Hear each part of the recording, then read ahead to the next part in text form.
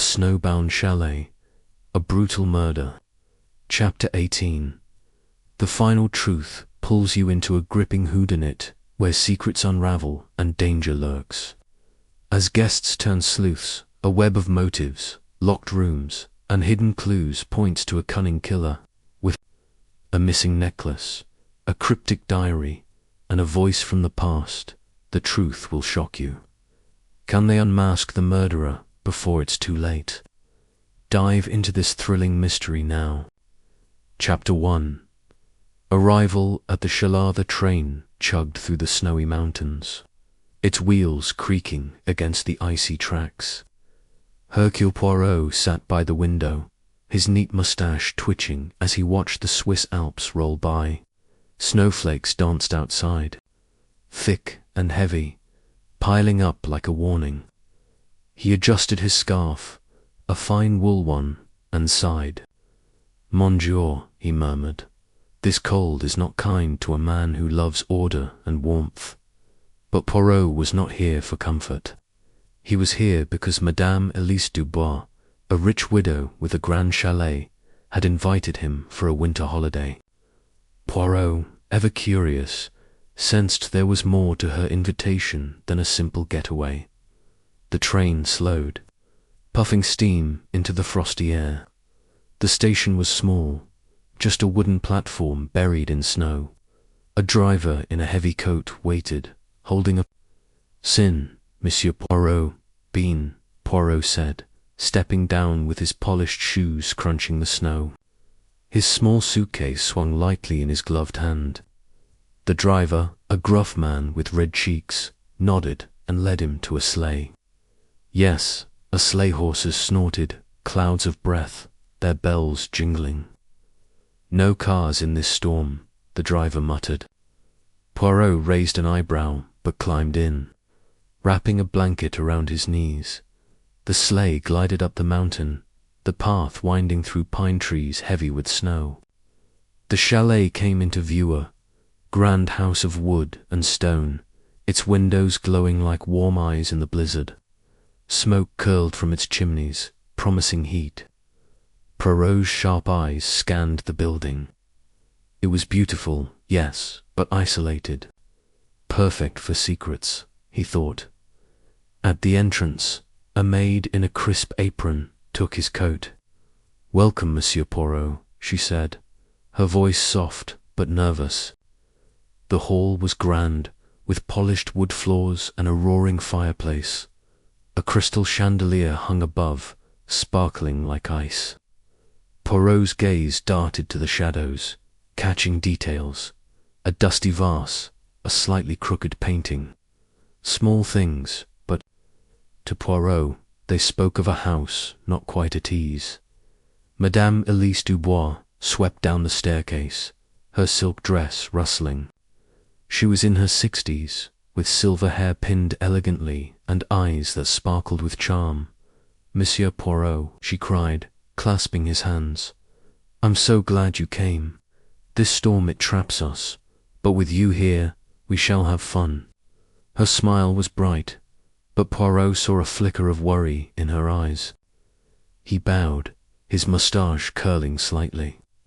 "Madame, it is my pleasure. But tell me, why does a lady like you invite a detective to a holiday?" She laughed, too quickly. "Oh, you are famous. I thought, why not have the great Hercule Poirot at my table?" But her hands twisted together, betraying her calm. Poirot said nothing, only smiled. He would watch. He always did. The other guests were gathering in the drawing room, their voices a low hum. Madame Dubois led him in, introducing each one. First was Sir Henry Worth, a retired diplomat with a stiff posture and a grey beard. His handshake was firm, but his eyes were cold, like he judged everyone. "Poirot," he said, "heard of you. Solved that train murder, didn't you?"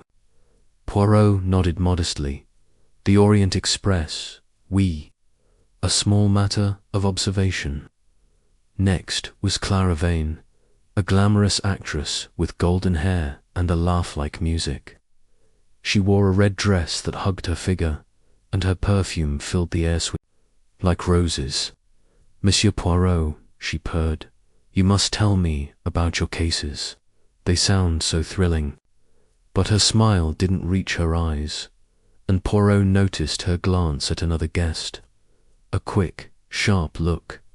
That guest was Carl Fisher, a businessman with slick hair and a tight smile. His suit was expensive, but his tie was slightly off, a detail Poirot noted. Carl's eyes darted around, like he was counting exits. "Pleasure," he said, shaking Poirot's hand too hard. Poirot's nose wrinkled. He smelled cigar smoke on Carl, and something else. Like fear. Then came Miss Sophie Laurent, a young heiress with soft brown curls and a shy smile.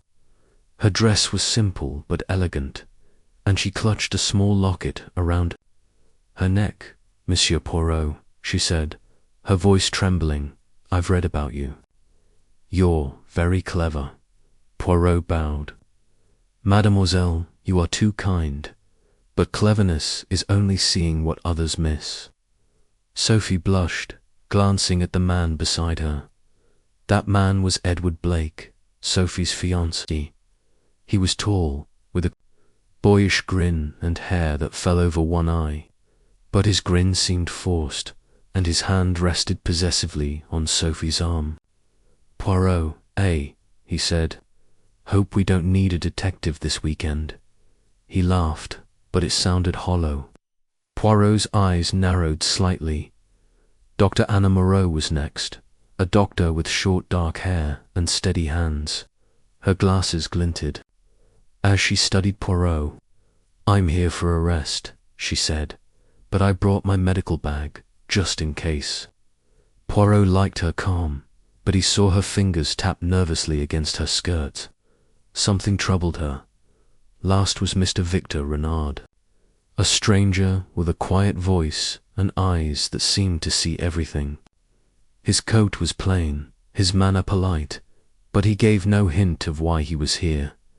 "Monsieur Poirot," he said, bowing slightly. "An honor." Poirot watched him closely. Victor's calm was too perfect, like a mask. Madame Dubois clapped her hands. "Dinner soon, my friends. Let's enjoy the fire for now." The guests mingled, sipping drinks and chatting, but the air felt heavy. Poirot sat by the fire, his small frame neat in a black suit. He sipped a Tisan herbal tea, not wine, and listened. His little grey cells, as he called his brain, were already at work. Clara flirted with Sir Henry, but her eyes kept flicking to Carl. Carl stood by a window, staring into the blizzard, his fingers drumming. Sophie and Edward sat close, but Sophie's shoulders were stiff, like she wanted to pull away. Dr. Moreau read a book, but her eyes darted up every few seconds. Victor leaned against a wall, watching everyone, his face blank. Madame Dubois moved. Among them, her laugh bright, but her hands still twisting. Poirot's ears caught a snippet of talk. Clara's voice, low and sharp, hissed at Carl. "You owe me, Carl. Don't think I've forgotten." Carl's face went pale, and he muttered, "Not here, Clara." They parted quickly, but Poirot's mustache twitched. A debt, he thought. Interesting. Dinner was announced, and the guests moved to the dining room. The table was set with silver and crystal, a feast of roasted meat, creamy soups, and fresh bread. But the chandelier above, a massive thing of glass and gold, seemed to sway slightly. Poirot's eyes lingered on it, his mind ticking. Madame Dubois sat at the head, smiling. "My friends," she said, raising a glass, "this chalet is my haven, but tonight it's ours. Tomorrow I'll share some news about my plans. My will, perhaps." She laughed, but the room went quiet. Sir Henry's fork paused. Sophie's locket clicked as she gripped it. Edward's smile froze. Poirot sipped his tisane, watching. Then it happened. A loud crash shook the room. The chandelier plummeted, smashing onto the table inches from Madame Dubois. Glass shattered, plates broke, and guests screamed. Poirot was on his feet, his eyes scanning the chaos. Madame Dubois was unharmed, but her face was white. An accident. She gasped, but Poirot's gaze went to the ceiling. The chain was cut, not broken. Mon Dieu, he said softly, this is no accident. The guests stared at him, fear in their eyes. The blizzard roared outside, trapping them all. Poirot's little grey cells hummed. Someone in this chalet had a secret worth killing for, and he would find it. The rest of the chapter expands on the initial setup, deepening the atmosphere and character interactions, while planting clues and red herrings in a compressed, efficient manner to reach the 10,000-word target. Below is a continuation, maintaining the same style and structure.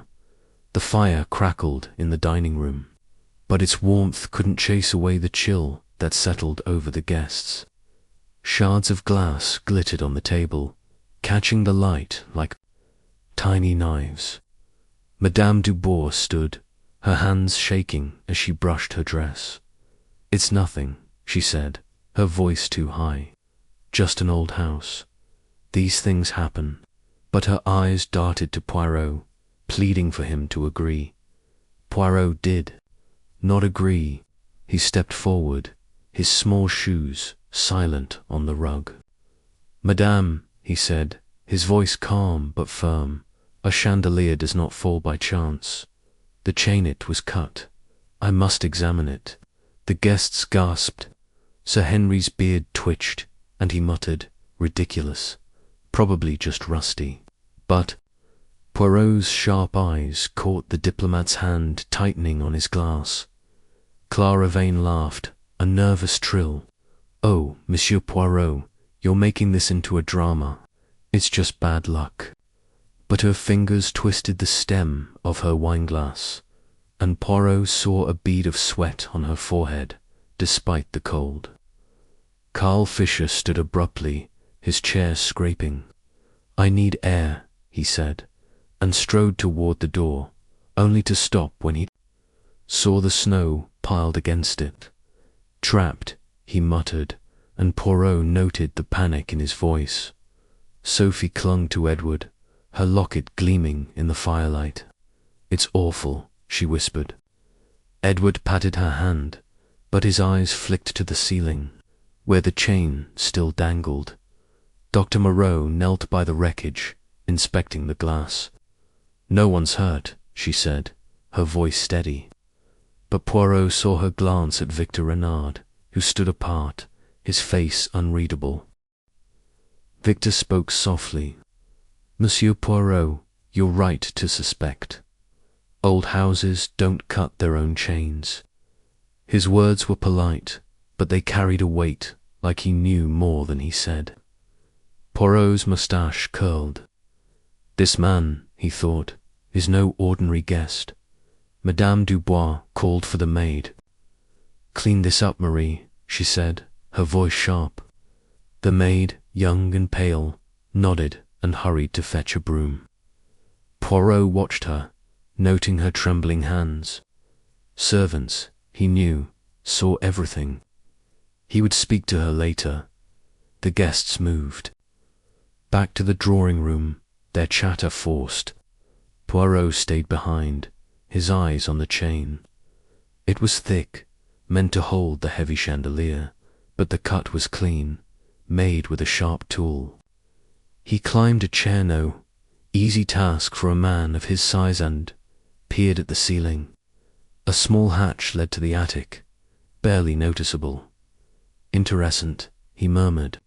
Someone had been up there, someone with a plan. He rejoined the guests, his mind racing.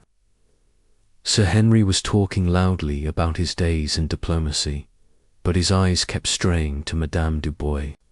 Clara sipped her drink, her laughter brittle. Carl stood by the window again, his back to the room. Sophie and Edward sat close. But Poirot saw Sophie pull her hand away when Edward reached for it. Dr. Moreau's book was open, but she wasn't. Reading, Victor watched them all, his eyes like a hawk's. Poirot sat by the fire, his tisane warm in his hands. He let the conversation flow, listening for clues. Clara mentioned a play she'd starred in, a tragedy about betrayal. "It's always the ones you trust," she said, glancing at Carl. Carl's jaw tightened, but he said nothing. Sophie spoke softly about her childhood, mentioning Madame Dubois's kindness. She was like a mother, she said, her voice breaking. Edward squeezed her shoulder, but his smile was thin. Dr. Moreau closed her book. "This storm," she said, "it's keeping us here too long." Her words hung in the air, and Poirot saw fear in her eyes. Victor nodded. "Storms hide things," he said, his voice low, "but they also reveal them." Poirot's eyes narrowed. What did this man know? Madame Dubois tried to lighten the mood. "Let's play cards," she said, pulling out a deck. But the game was tense. Sir Henry slammed his cards down when he lost. Clara teased him, but her eyes were on Carl. Sophie dropped a card, her hands shaking. Edward picked it up, whispering something that made her flinch. Poirot played calmly, winning every round. "It is only a matter of seeing the pattern," he said, and the guests stared at him, uneasy. As the night grew late, the blizzard howled louder. The chalet creaked like it was alive. Poirot excused himself, saying he was tired, but he lingered in the hall. He heard footsteps, soft, quick ones. He peered around a corner and saw Marie, the maid, slipping into the kitchen. She carried something small, wrapped in cloth. Poirot followed, silent as a cat in the kitchen. Marie unwrapped the cloth. It was a knife, its blade glinting. She hid it in a drawer, her face pale. Poirot stepped forward. "Mademoiselle," he said, and she jumped, dropping a spoon. "What is this knife?" he asked, his voice gentle but firm.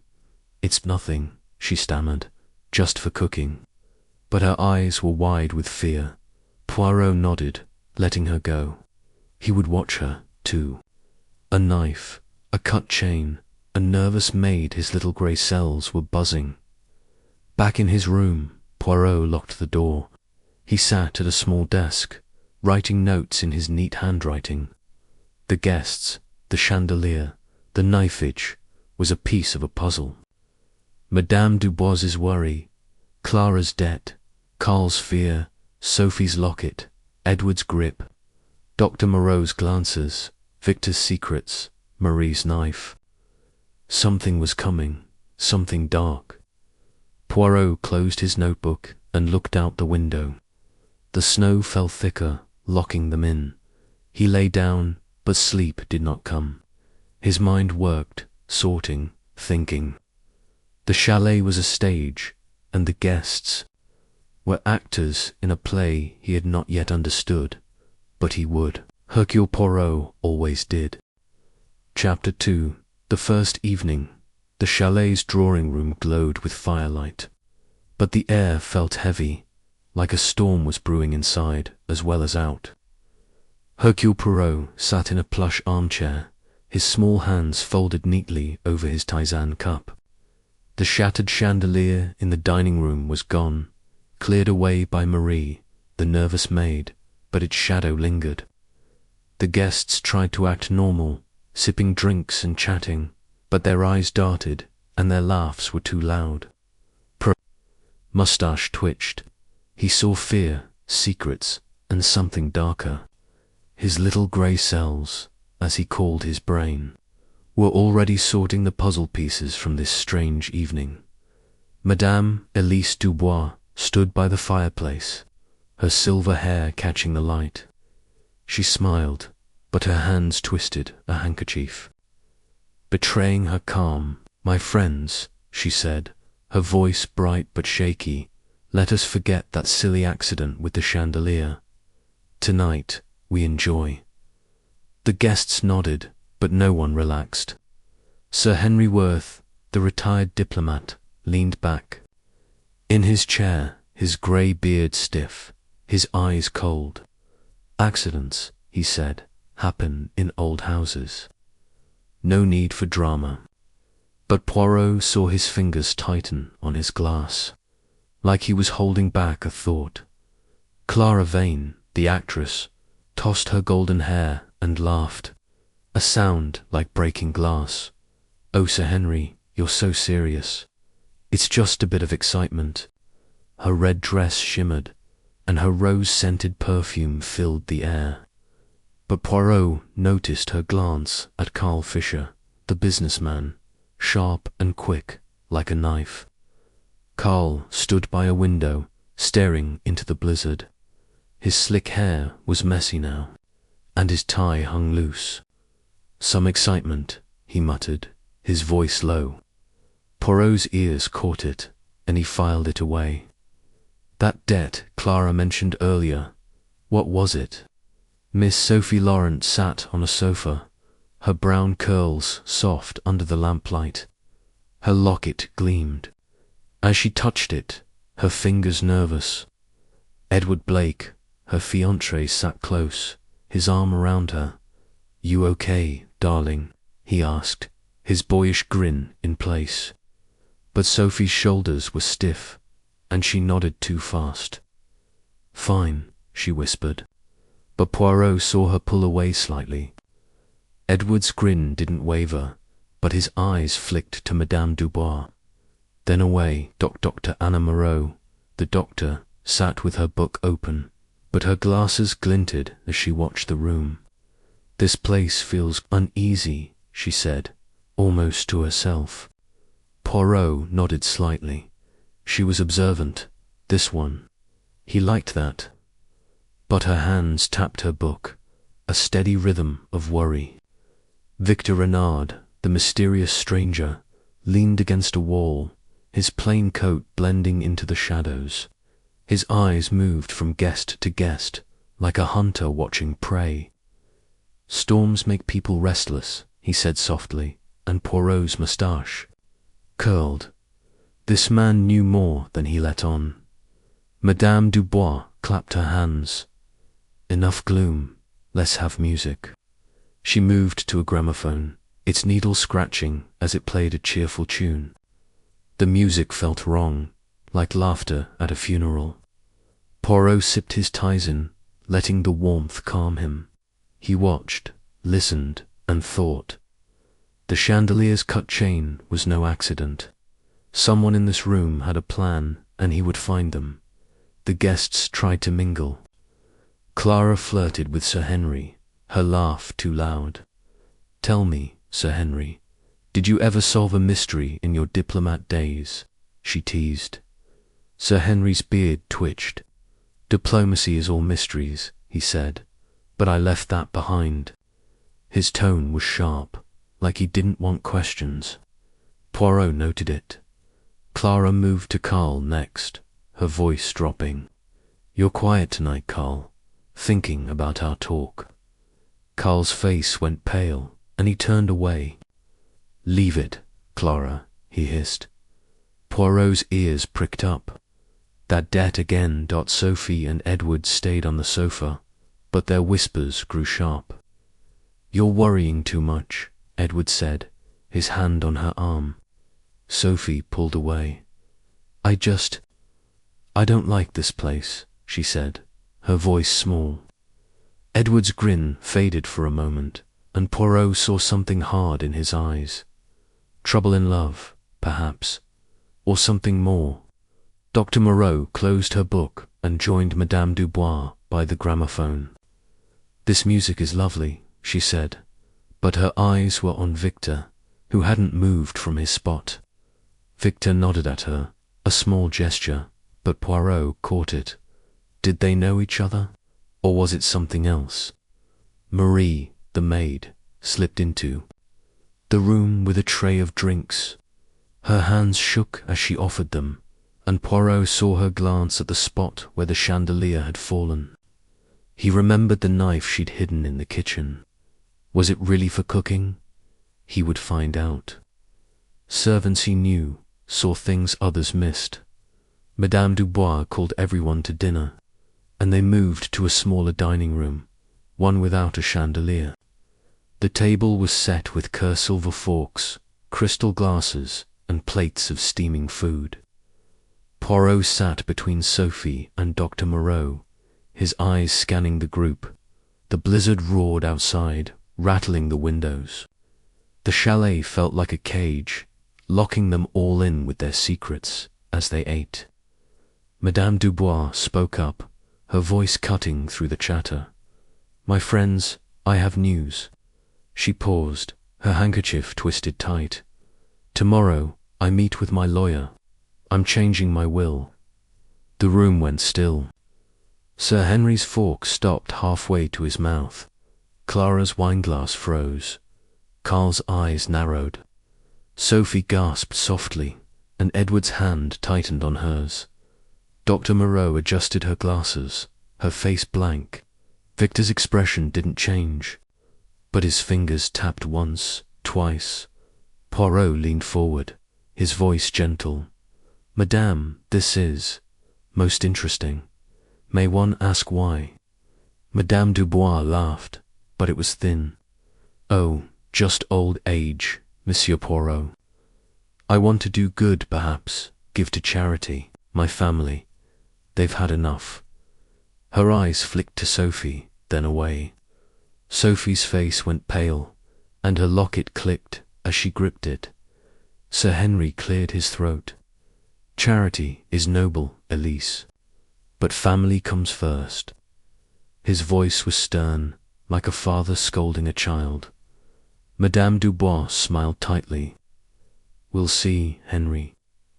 Poirot watched them all, his mind racing. A will changed. A chandelier cut. Someone was desperate. Clara broke the silence, her laugh bright but forced. "Well, I say give it all to the arts.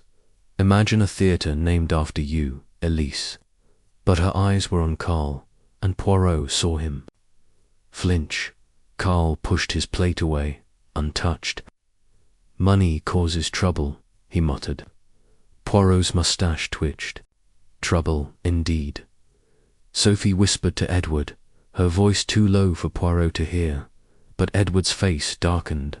He patted her hand, but it looked more like a warning. Dr. Moreau ate quietly, but her eyes darted to Madame Dubois, then to Victor. Victor ate slowly, his gaze steady, like he was memorizing every word. The meal dragged on, the food growing cold as the tension grew hot. Poirot asked light questions, probing gently. "Mademoiselle Sophie," he said, "this locket is charming, a family heirloom." Sophie blushed. It was a gift from Madame Dubois. "She's been so kind." Her voice broke, and Edward cut in. "It's just a trinket," he said, too quickly. Poirot nodded, but his mind noted the lie. To Dr. Moreau. He said, "You must see many secrets in your work, Nan. A doctor knows so much." She smiled faintly. "People hide things, Monsieur Poirot, but bodies don't lie." Her words were calm, but her fingers tapped again. Poirot filed it away, as dessert was served creamy pudding with berries that. Lights flickered, the guests froze, and the wind howled louder. Marie hurried in, her face white. "The generator," she said. "It's struggling in the storm." Madame Dubois nodded. "It's fine, Marie. We have candles."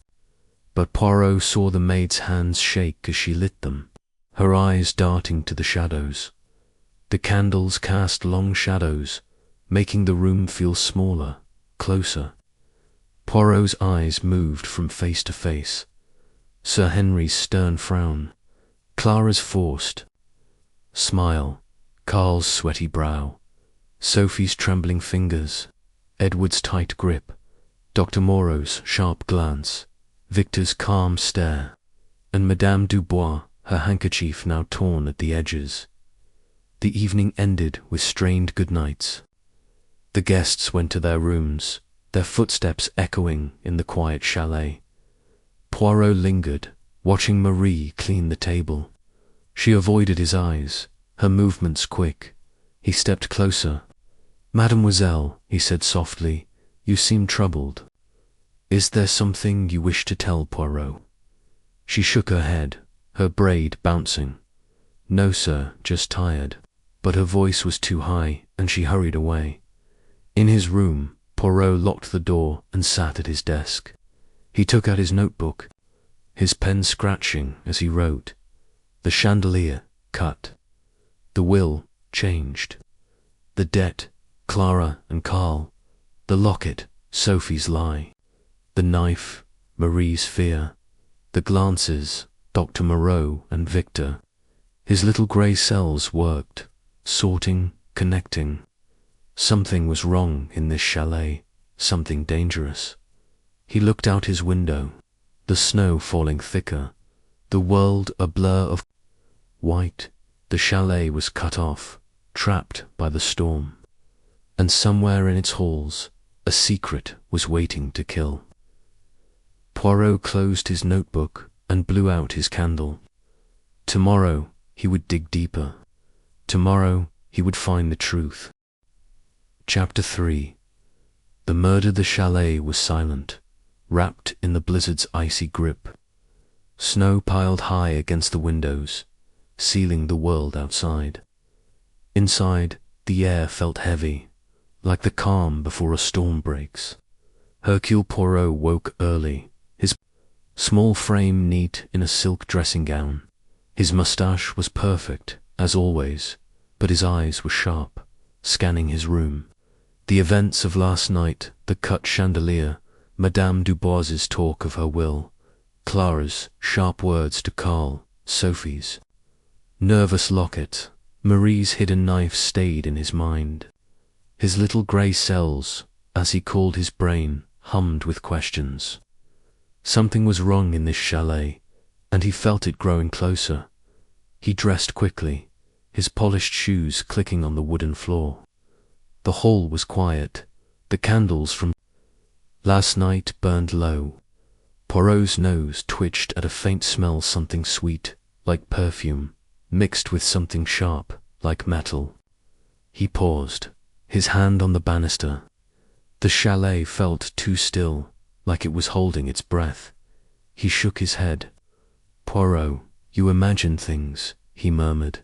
But his little grey cells disagreed. He headed downstairs, expecting to find Marie, the maid, setting out breakfast. But the dining room was empty, the table bare. The fire was cold, its ashes grey. Poirot's eyes narrowed. A house like this should be awake by now. He moved to the kitchen, his steps silent. No Marie, no clatter of pots, only the howl of the wind outside. His heart beat faster, a rare thing for a man so calm. He climbed the stairs again, heading for Madame Dubois's room.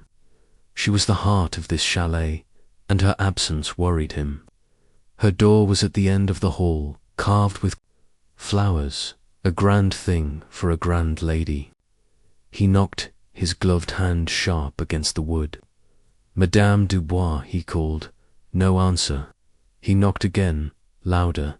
Silence. His moustache twitched. He tried the handle. "Locked, mon Dieu," he whispered. He looked down the hall. No one was up. The guests' doors were closed, the chalet asleep. But Poirot's mind raced.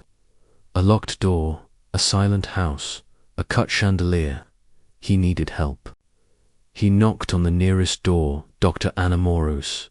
The doctor opened it, her short dark hair messy, her glasses crooked. "Monsieur Poirot," she said, blinking. "It's early." "Pardon, mademoiselle," Poirot said, his voice low. Madame Dubois does not answer. The door, it is locked. I fear something is wrong. Dr. Moreau's face paled, but she nodded, grabbing her medical bag. I'll come, she said, her voice steady despite her wide eyes. They hurried to Madame Dubois's door. Poirot knocked again, calling her name. Still nothing. Dr. Moreau tried the handle, then shook her head. It's solid, she said. We need a key. Poirot's eyes scanned the hall. He remembered Marie, the maid, and her nervous hands. The maid, he said. She will have a key. They found Marie in the servants' quarters, her face white as she tied her apron. Monsieur Poirot, she gasped, dropping a spoon. What's wrong? Poirot's voice was gentle but firm. Mademoiselle, the key to Madame Dubois's room. Vite si vous plot. Marie fumbled in her pocket, pulling out a ring of keys. Her hands shook so much she dropped them. Poirot picked them up, noting her fear.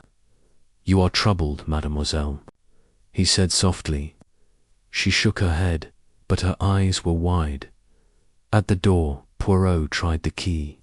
It turned with a click, and the door swung open. The room was dark, the curtains drawn. A sweet smell hit them, roses, like Clara's perfume, but mixed with something heavy, like blood. Poirot's heart sank. He stepped inside, Dr. Moreau behind him, Marie hovering at the door. The bed was neat, but Madame Dubois lay on the floor. Her silk nightgown stained red. An antique dagger, its handle carved with vines, was buried in her chest. Her eyes were open, staring at nothing. Dr. Moreau knelt, her fingers checking for a pulse. She's dead, she said, her voice flat. Stabbed hours ago. The blood's dry. Poirot nodded, his eyes scanning the room. The window was shut, the latch tight. Snow piled outside, undisturbed. No footprints, no signs of entry. A locked room, a dead woman. A puzzle, he murmured, and Poirot loves a puzzle. He moved carefully, his gloved hands touching nothing. The dagger was from the chalet's collection. He knew he'd seen it in the hall yesterday, gleaming on a shelf. A broken vase lay near Madame Dubois, its pieces scattered. Poirot knelt, his eyes catching a single red thread on the carpet, bright against the dark wool.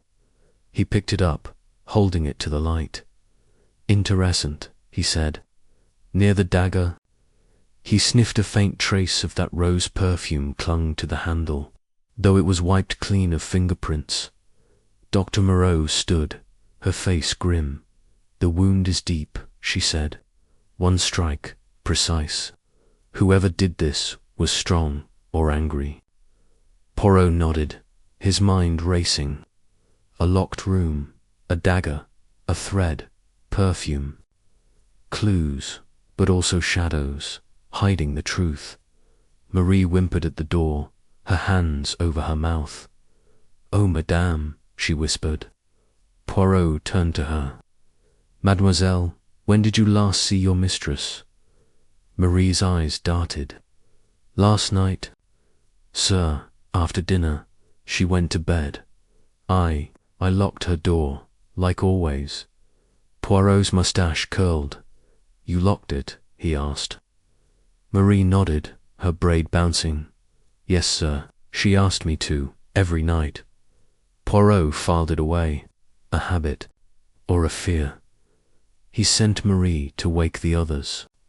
Tell them to gather in the drawing room, he said, and fetch Inspector Gaultier.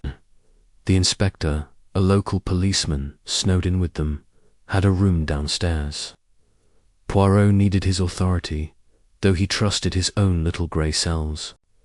More, the guests gathered, their faces pale in the morning light. Sir Henry Worth's beard was uncombed, his eyes hard. What's this nonsense? He barked. Clara Vane, her red dress traded for a sweater, clutched a handkerchief, her mascara smudged. "Is it true?" she whispered. "Elise is dead." Carl Fisher stood by the window, his slick hair flat, his hands in his pockets.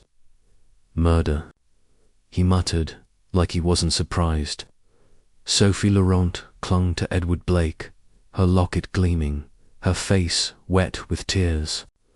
Edward's arm was tight around her, but his grin was gone, replaced by a frown. Dr. Moreau stood apart, her medical bag at her feet, her glasses glinting. Victor Renard leaned against the wall, his calm face unreadable, but his eyes sharp. Inspector Gaultier, a stocky man with a red moustache, strode in, his coat dusted with snow from checking the grounds. "Monsieur Poirot," he said, "Marie says it's murder. Show me." Poirot led him to the room, the guests trailing behind, whispering. Gaultier gasped at the sight of Madame Dubois, his hand on his holster. "Mon Dieu," he said, echoing Poirot. "A locked room, no tracks outside. One of them did this." Poirot nodded. "Oui, Inspector. The killer is here, among us." The guests gasped, looking at each other. Clara's hand shook, spilling her handkerchief. Carl's jaw tightened. Sophie sobbed, and Edward pulled her closer, his eyes darting. Victor's fingers tapped once, twice. Dr. Moreau adjusted her glasses, her face blank but her hands tense. Poirot began his questions, his voice calm but piercing. "Sir Henry," he said, "where were you last night, after dinner?" Sir Henry puffed out his chest. "In my room, reading, went to bed early, heard nothing." His voice was firm, but his eyes flicked to the floor. Poirot noted it. Madame Vane. He asked Clara. She tossed her hair, her voice shaky. "I was rehearsing lines in my room, alone." But her rose perfume hung in the air, and Poirot's moustache twitched. "That scent on the dagger. You are sure, mademoiselle?" he asked. Clara nodded. "Too fast, Mr. Fisher." Poirot turned to Carl. The businessman shrugged, his hands still in his pockets. "In my room, working, papers, you know." But his tie was loose, and Poirot saw a smudge of ink on his fingers, like he'd been writing in a hurry.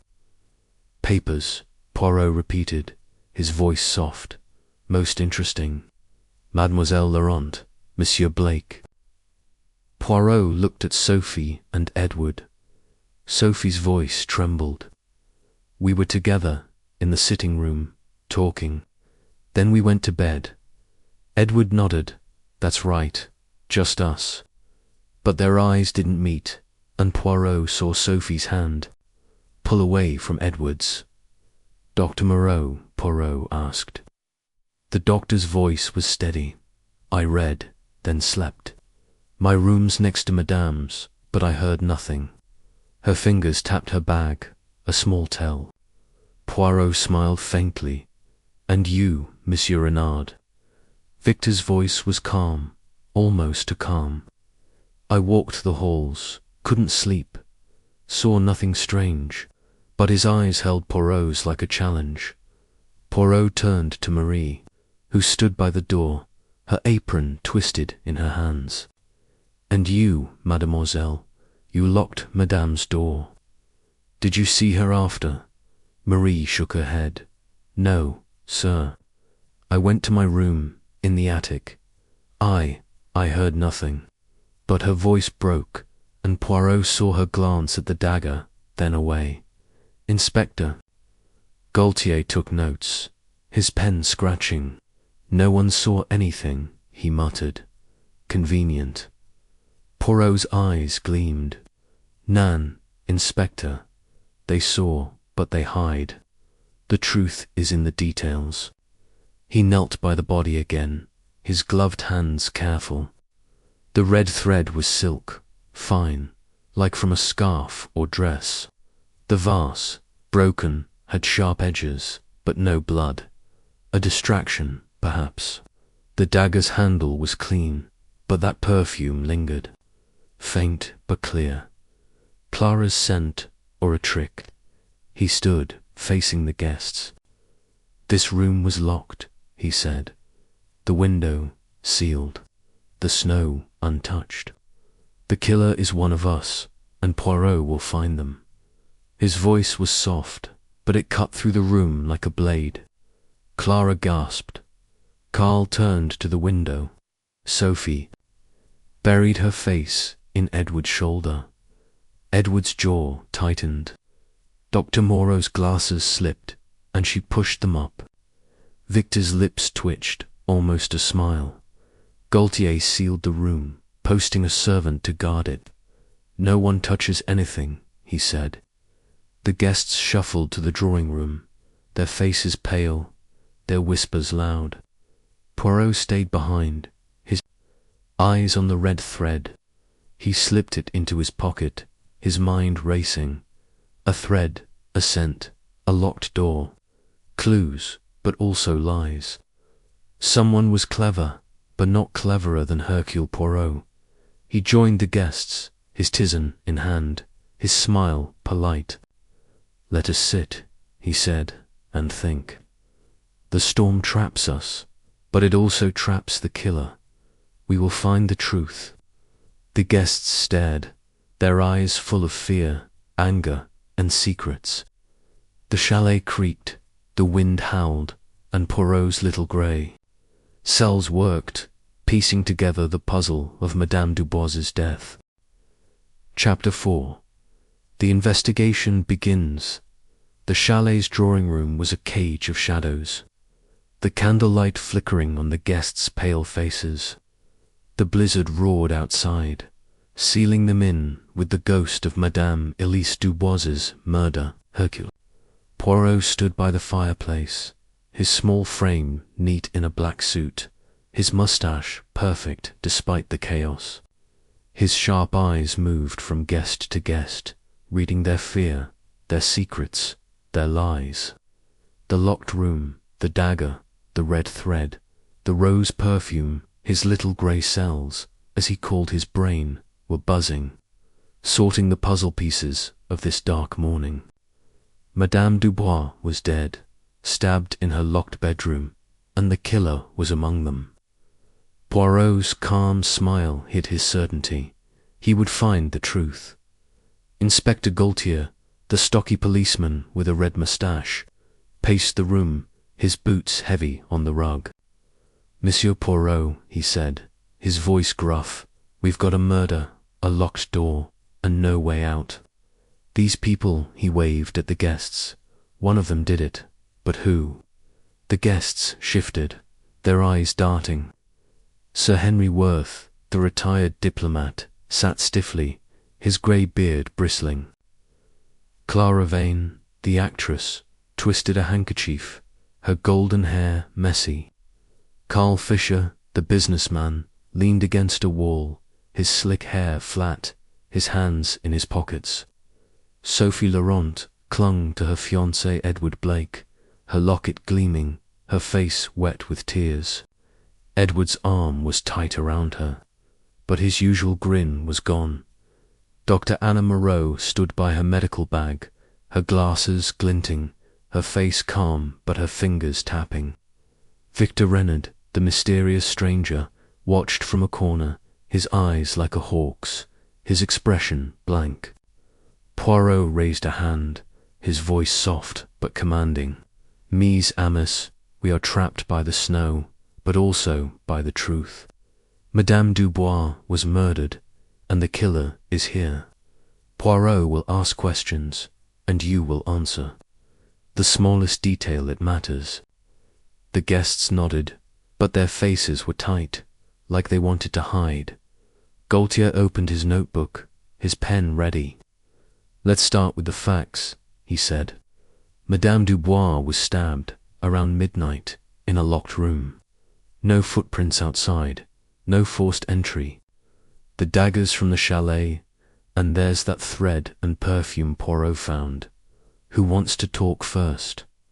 No one spoke. The wind howled, rattling the windows, and the candles flickered, casting long shadows. Poirot stepped forward, his eyes on Sir Henry.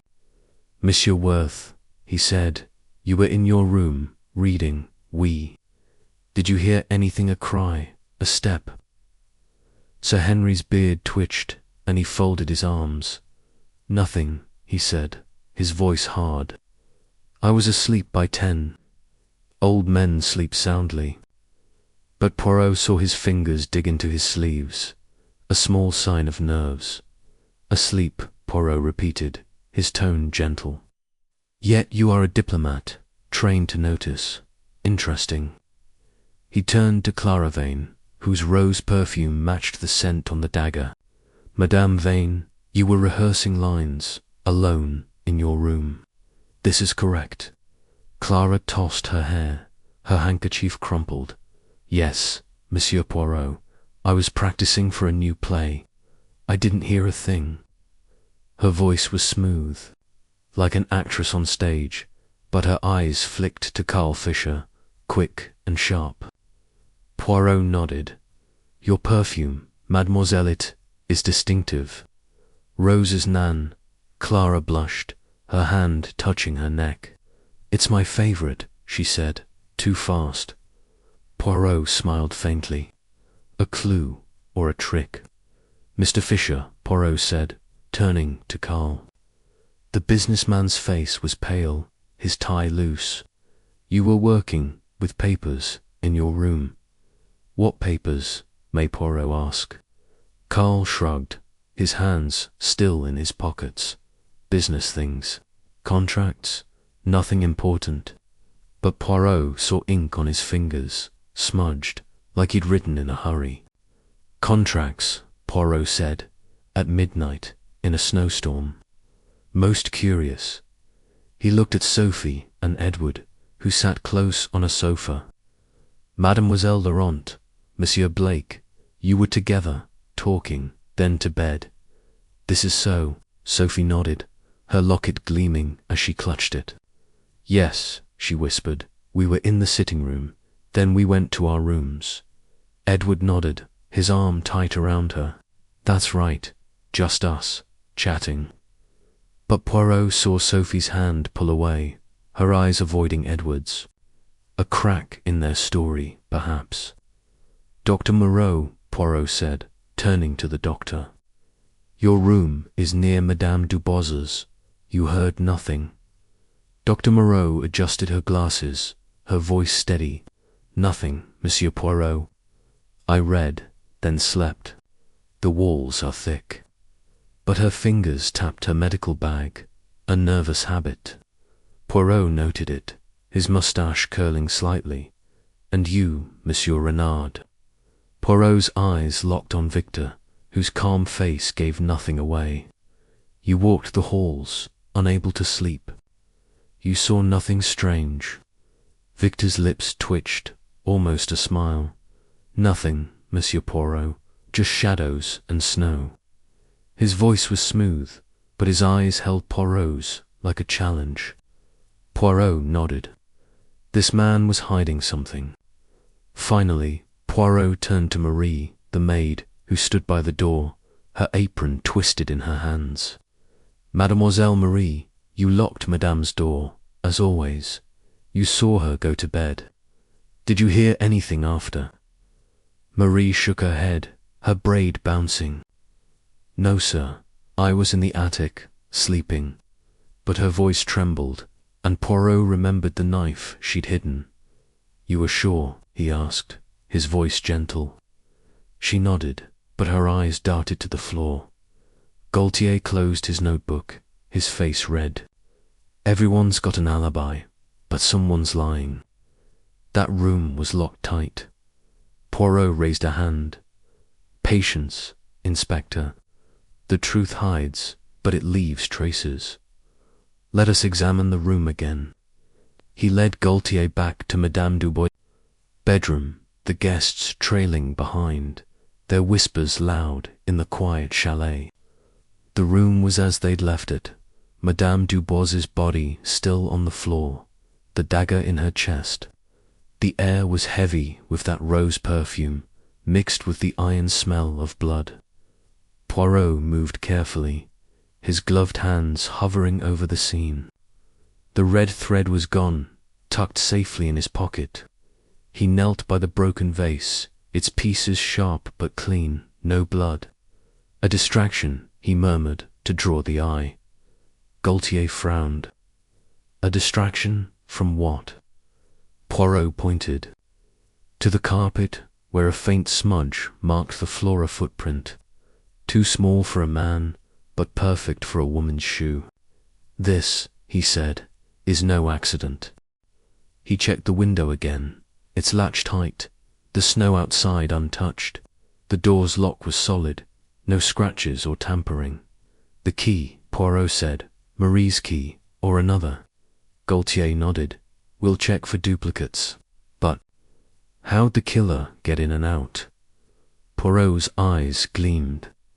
That, Inspector, is the puzzle, and Poirot loves a puzzle. They returned to the drawing room, where the guests waited, their faces tight. Poirot paced, his hands behind his back. Mies Amos, he said, we have clues. A red thread, perhaps from a scarf or dress. A perfume like roses. A footprint, small and delicate. And a locked room, with no way in or out. Yet someone entered, and someone killed. Why? The guests shifted, their eyes avoiding his. Clara spoke first, her voice sharp. You're not saying it's me, are you? That perfume, lots of women wear it.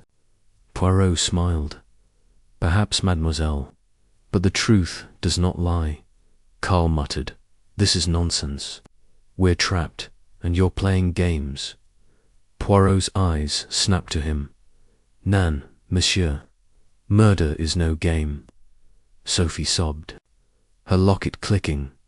Why would anyone hurt her? She was kind. Edward patted her shoulder, but his eyes were on Poirot, hard and wary. Dr. Moreau spoke softly. The wound was precise.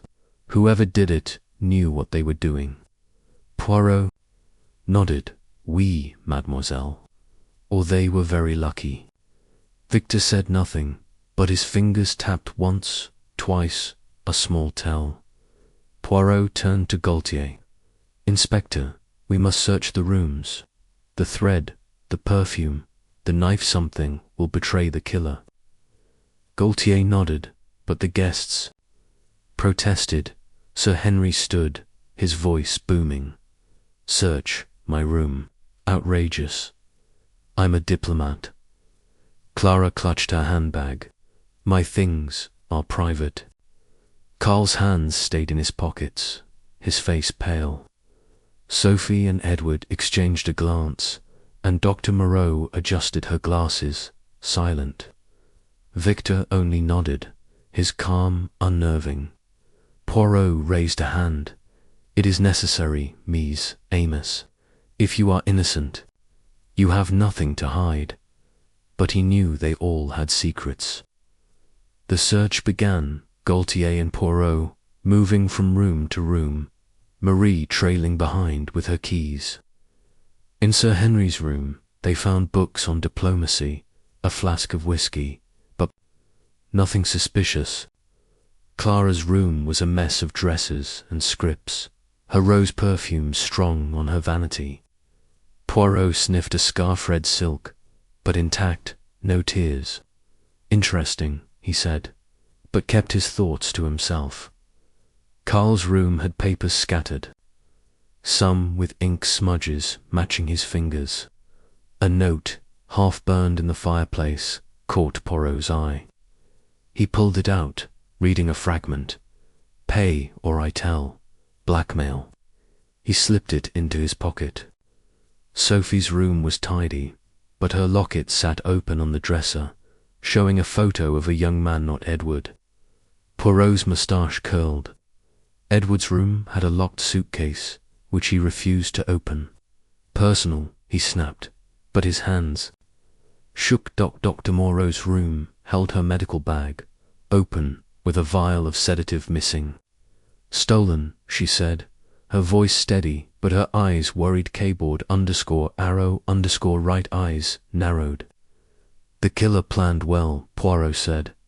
Victor's room was bare, almost too clean, but a small notebook held coded numbers. "A private matter," Victor said, his voice calm. Poirot nodded, but his mind raced. A code, a secret. The killer was close, and Poirot was closer. Back in the drawing room, the guests were silent, their fear thick. Poirot sat, his tisane warm.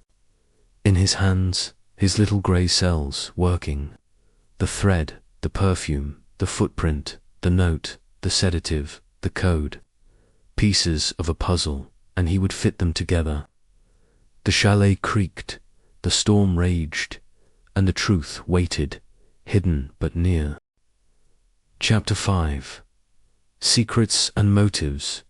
The chalet's drawing room was a battlefield of silence, the air thick with fear and suspicion. The blizzard roared outside, piling snow against the windows, trapping the guests with the shadow of Madame Elise Dubois's. Murder. Hercule Poirot stood by the fireplace, his small frame neat in a black suit, his moustache perfect, his eyes sharp as knives. The red thread, the rose perfume, the smudged footprint, the half-burnt note, the missing sedative, his little grey cells, as he called his brain, were sorting these clues, weaving them into a pattern. The killer was among them, and interviews today would pull the truth closer. Like a fish on a line. Inspector Gaultier, the stocky policeman with a red moustache, sat in a corner, his notebook open, his pen scratching. "Monsieur Poirot," he said, his voice rough, "these alibis are flimsy.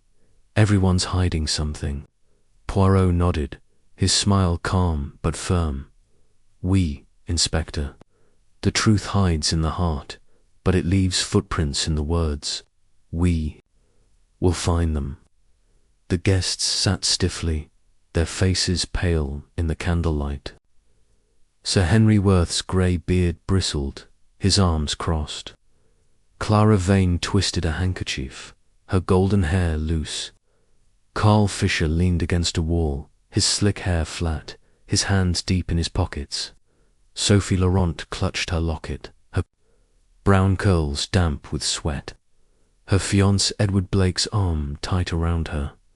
Dr. Anna Moreau adjusted her glasses, her medical bag at her feet. Victor Renard watched from a corner, his calm eyes like a predator's, his plain coat blending into the shadows. Poirot clapped his hands, the sound sharp in the quiet room. "Mise Amos," he said, his voice soft but commanding. "Madame Dubois is dead, stabbed in a locked room. The killer is here, and Poirot will ask questions. You will answer, and the truth will show itself. Let us begin." The guests shifted, their eyes darting, but no one spoke.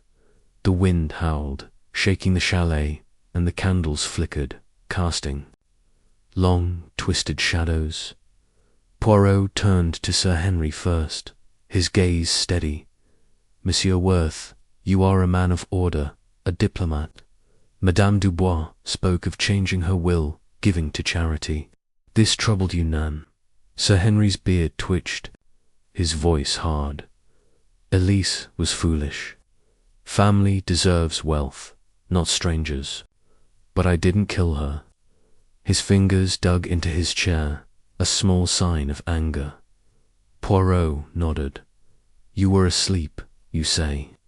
Yet a man like you, trained to watch, he is nothing in a house so quiet." Sir Henry's eyes narrowed. "I sleep. Deeply," he said, but his voice was tight. Poirot smiled faintly. "We shall see." He moved to Clara Vane, whose rose perfume matched the scent on the dagger. "Madame Vane, you were rehearsing. alone, in your room. Your perfume—it is strong, like the scent in Madame's room. Curious, Nan. Clara tossed her hair, her handkerchief crumpled. Lots of women wear rose perfume, Monsieur. It's not a crime. Her voice was sharp, like an actress playing a part, but her hands shook. Poirot leaned closer. And this debt you spoke of with Monsieur Fisher, what is it? Clara's face paled, her eyes flicking to Carl. Nothing, she said, too fast. Just old business. Poirot's moustache curled. Old business, or a motive. He turned to Carl Fisher, whose ink-stained fingers hinted at secrets. Monsieur Fisher, you were working on papers at midnight in a storm. These papers, what are they? Carl shrugged, his hands still in his pockets. Contracts, deals. My work never stops. But his eyes darted to Clara, then away. Poirot pulled the half-burned note from his pocket, holding it up. And this, Monsieur, pay, or I tell. Who were you paying? Carl's jaw tightened, his face pale. That's private, he muttered. Poirot nodded. For now, he said, his voice soft but sharp. Next was Sophie Laurent, her locket gleaming as she clutched it. Mademoiselle, Poirot said gently, Madame Dubois was like a mother to you. Her will did it concern you. Sophie's eyes filled with tears. She was kind, but I'm in debt. I needed her help. She knew. Her voice broke, and Edward squeezed her shoulder. She's upset, Edward said, his voice firm. Leave her alone. But Poirot saw Sophie flinch at his touch, her fingers tight on the locket. This locket, Poirot said, it holds a photo, not of Monsieur Blake. Who is it? Sophie gasped, her face white. It's private, she whispered. Edward's eyes darkened, but he said nothing. Poirot turned to Edward.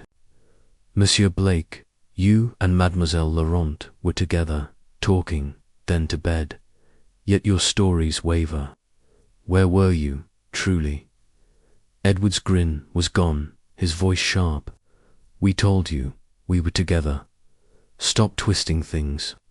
But his hand on Sophie's arm was too tight, and Poirot saw her pull away. A lover's quarrel, or something darker. Dr. Anna Moreau was next, her glasses glinting in the candlelight. Mademoiselle, Poirot said, your sedative is missing from your bag. Could it have been used on Madame Dubois, Dr. Morris? Face stayed calm, but her fingers tapped her bag. It was stolen, she said. I don't know how, but I heard nothing last night. Poirot nodded. You are a doctor, observant, yet you miss a theft under your nose. Her eyes narrowed, but she said nothing more. Finally, Poirot faced Victor Renard, whose calm was like a mask.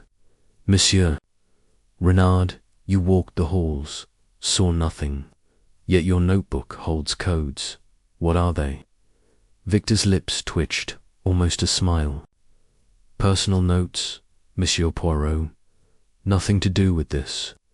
His voice was smooth, but his eyes held Poirot's unblinking. Poirot smiled back.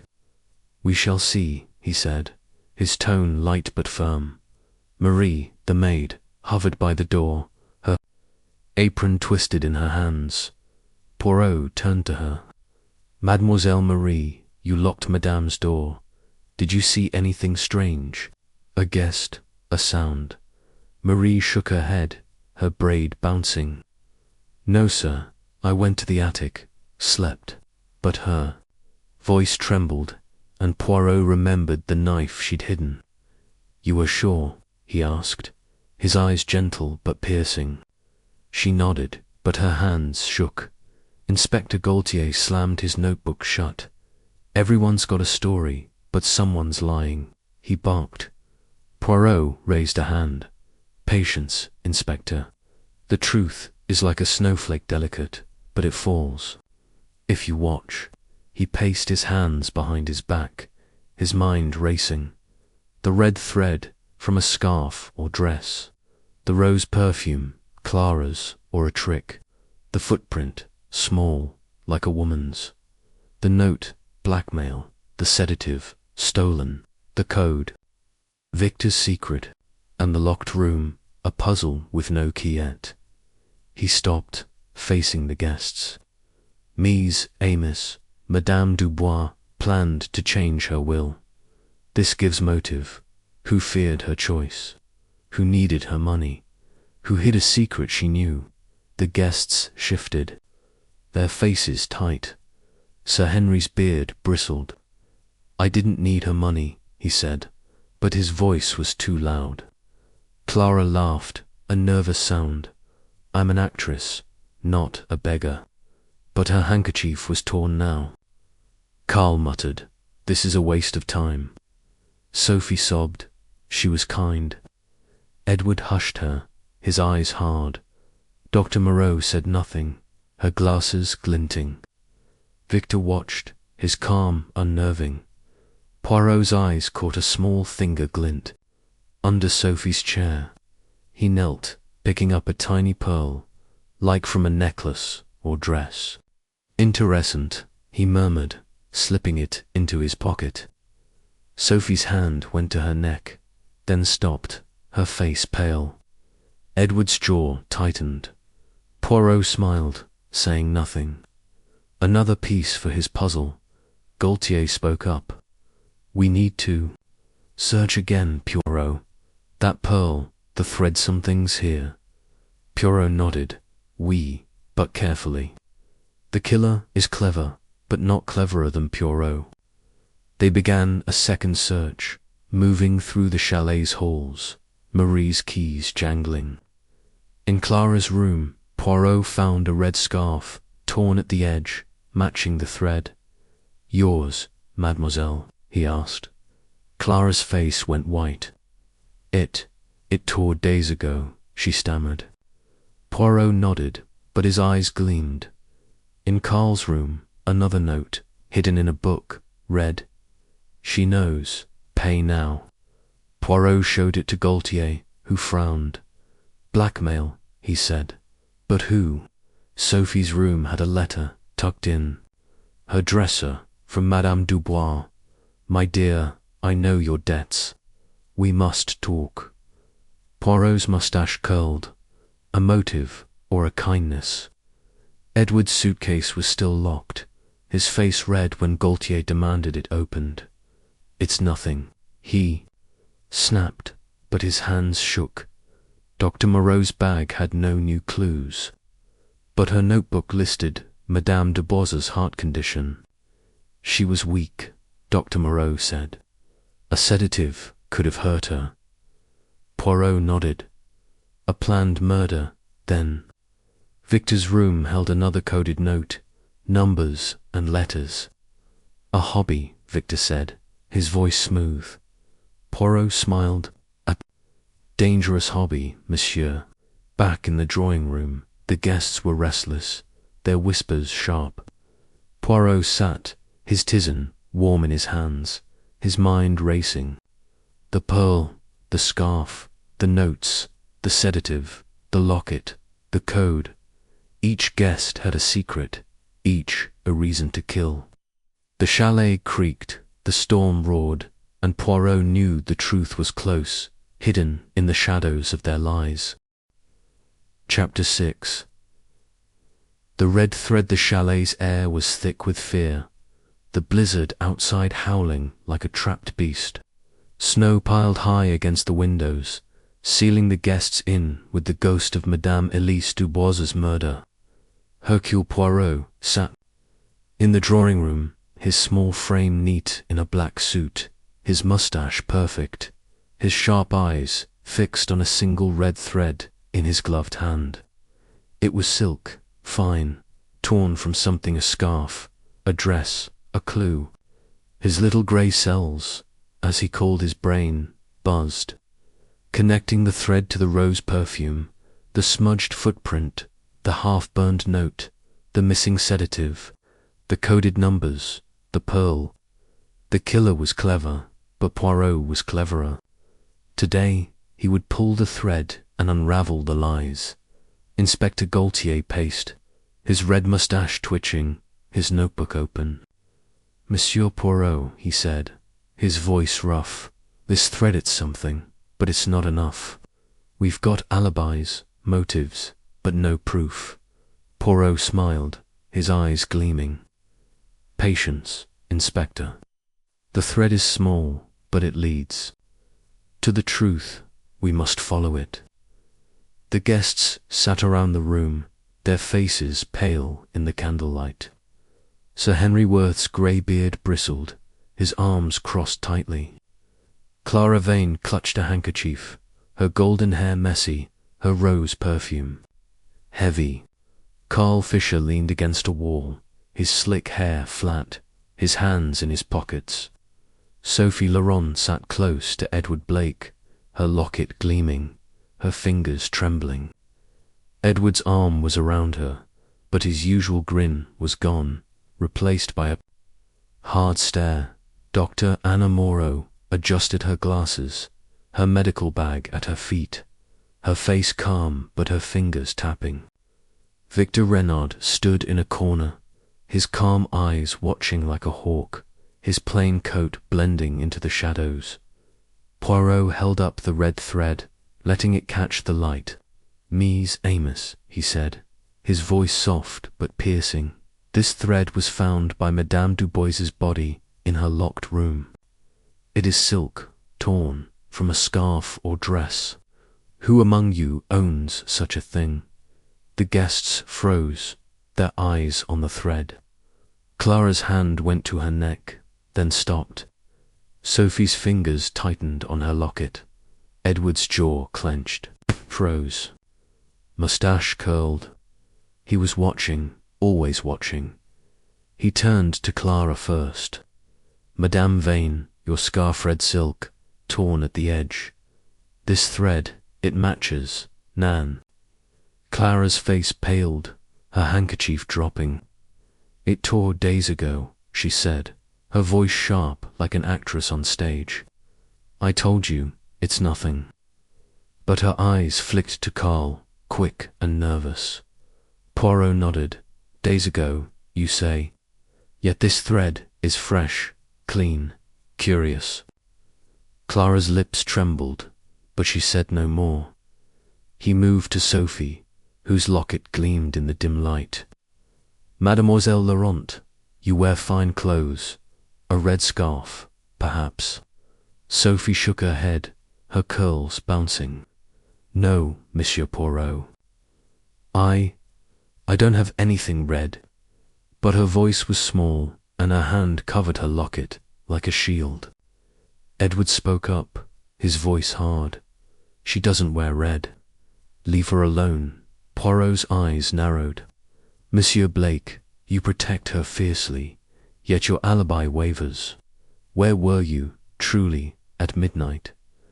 Edward's face reddened. "With Sophie, like we said." But Sophie's eyes dropped, and Poirot saw her flinch. Poirot turned to the others. "And you, Mies Amos. A red thread, a small thing, but it speaks. Who knows it?" Sir Henry snorted. "Nonsense. It could be from anything. Curtain, a rug." But his fingers dug into his chair, a sign of nerves. Carl muttered, "This is a waste of time." Dr. Moreau said nothing, her glasses glinting. Victor's lips twitched, almost a smile. "A thread can mean many things," he said, his voice smooth. Poirot nodded. "Oui, monsieur, and Poirot will find its meaning." Gaultier frowned, his pen pausing. "We need more, Poirot. Let's search again, focus on this thread." Poirot agreed, and they moved to Sophie's room first, Marie's. Keys jangling as she unlocked the door. Sophie followed, her face pale, Edward close behind. In her dresser, Poirot found a red silk scarf, its edge frayed, a perfect match for the thread. Sophie gasped. It's old. I forgot it was there. Edward's hand gripped her arm. Too tight. She doesn't wear it, he said, his voice sharp. Poirot held the scarf to the light, his eyes gleaming. Forgotten, mademoiselle, or hidden. Sophie's eyes filled with tears, and she shook her head. In Clara's room, they checked her red scarf again. The tear was small, but the silk matched the thread. I told you, it tore days ago, Clara said, her voice shaking. Poirot sniffed the scarf rose perfume, faint but clear. Your scent, mademoiselle, he said. Clara's face went white. I wear it all the time. It's not proof. Poirot smiled, saying nothing. Carl's room had no red silk. But Poirot found another note, tucked in a book. She knows everything. Pay now. Gaultier's eyes widened. More blackmail. He said. Carl's face darkened. That's private, he snapped, but his hands shook. Poirot slipped the note into his pocket, his mind racing. Blackmail, a motive for murder. Dr. Moreau's room had medical records, including Madame Dubois's heart. Condition, a sedative, could have weakened her, Dr. Moreau said, her voice steady. But mine was stolen. Poirot nodded, noting her calm to calm. Perhaps. Victor's room held another coded note, numbers and letters in neat rows. A hobby, Victor said, his voice smooth. Poirot's moustache curled. A dangerous hobby. Monsieur Edward's locked suitcase was still unopened. It's personal, he said, his face red. Gaultier pushed, but Edward refused, his hands clenched. Poirot watched, his eyes sharp. A secret locked away. Sir Henry's room had nothing read, but a letter from Madame Dubois hinted at a family dispute. She was stubborn, Sir Henry said, his voice hard. But I didn't kill her. Poirot nodded, filing it away. Back in the drawing room, the guests were restless, their whispers sharp.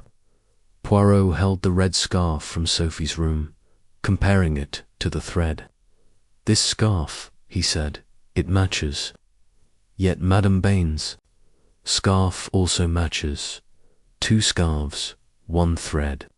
A coincidence or a plan? Sophie sobbed. I didn't do it.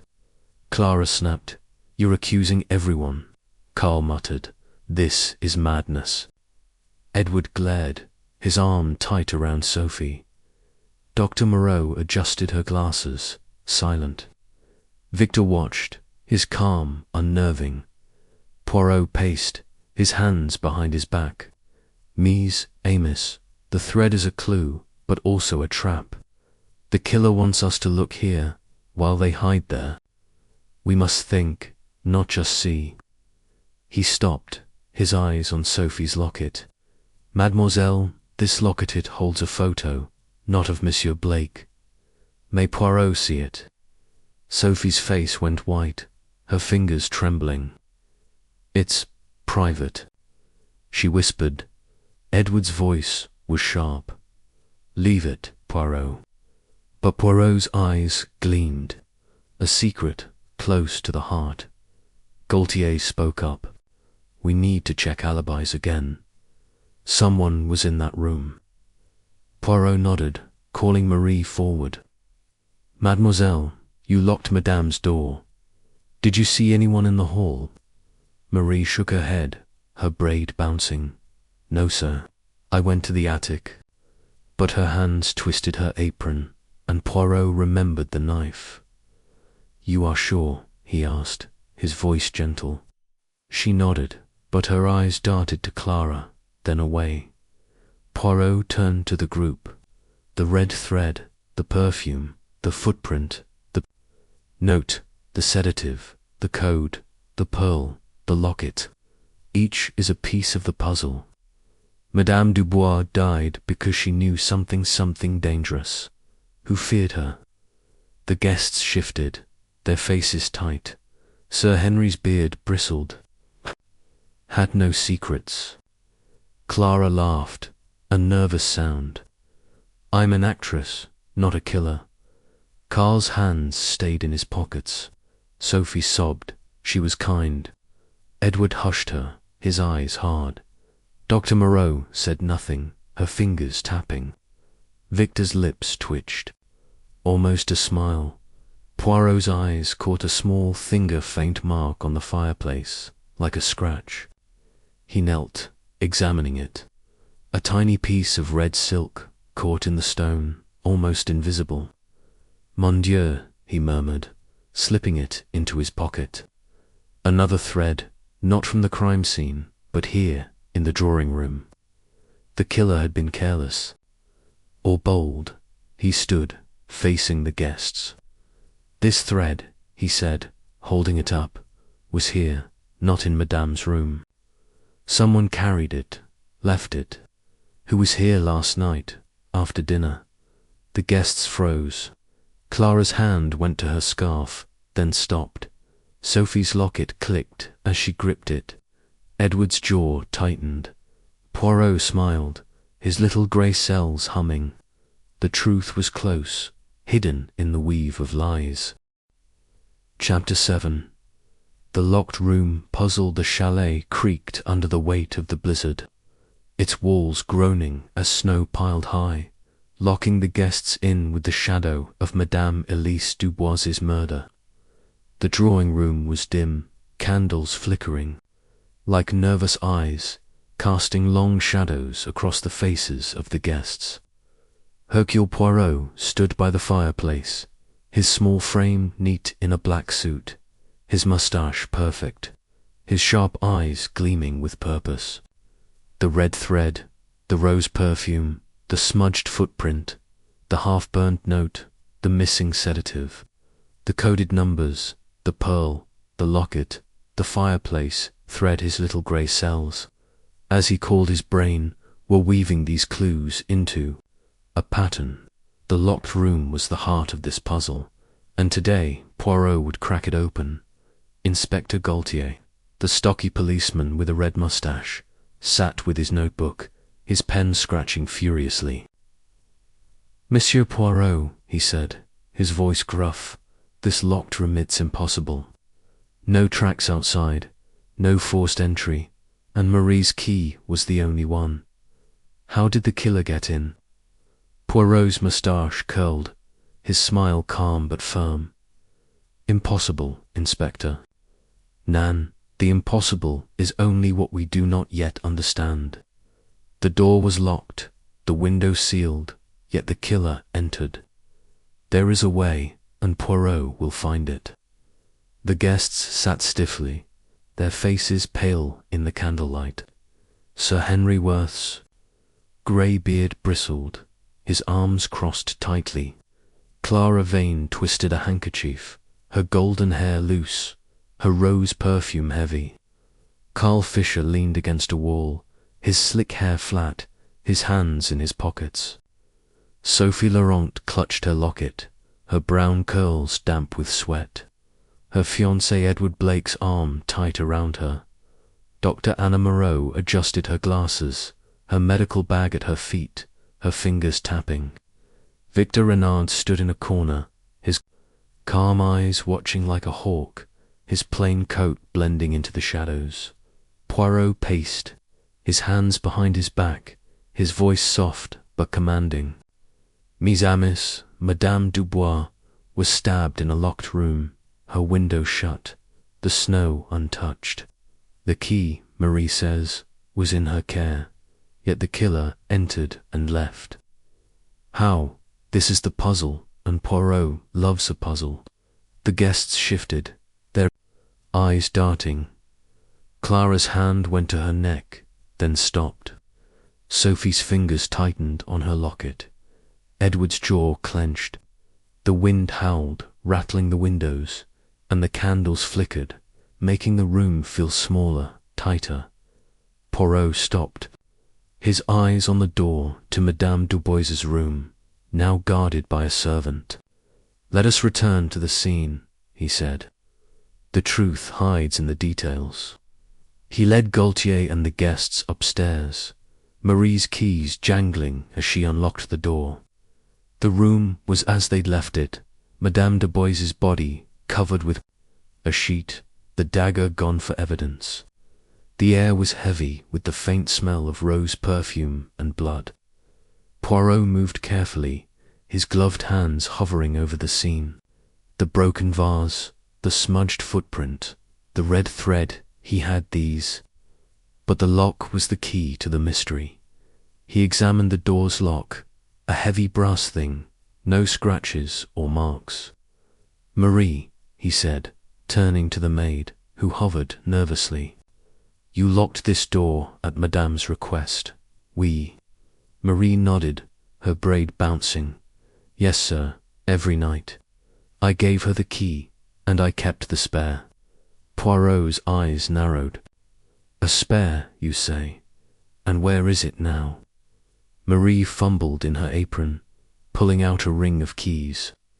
"Here, sir," she said, her voice trembling. Poirot took the spare, testing it in the lock. It turned smoothly, but his little grey cells hummed. "A spare," he murmured, "or another." He moved to the window, checking the latch again. It was tight, the snow outside undisturbed, no footprints or marks.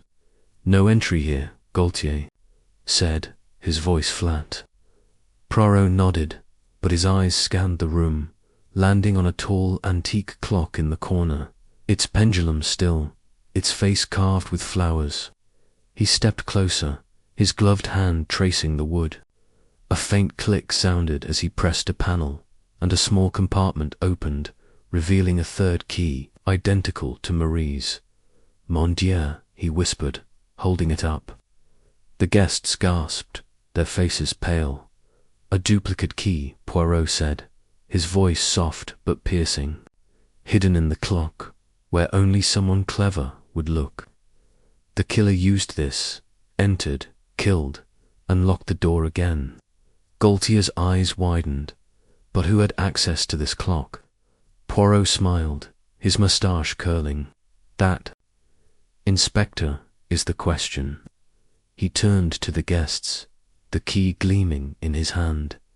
"Mies Amos, this key changes everything. Who knew of this clock? Who used it?" Sir Henry's beard twitched, his voice hard, ridiculous. "I never saw that clock before." Clara's handkerchief tore, her voice shaky. "It's just an old clock. Anyone could have found it." Carl muttered, "This is getting us nowhere."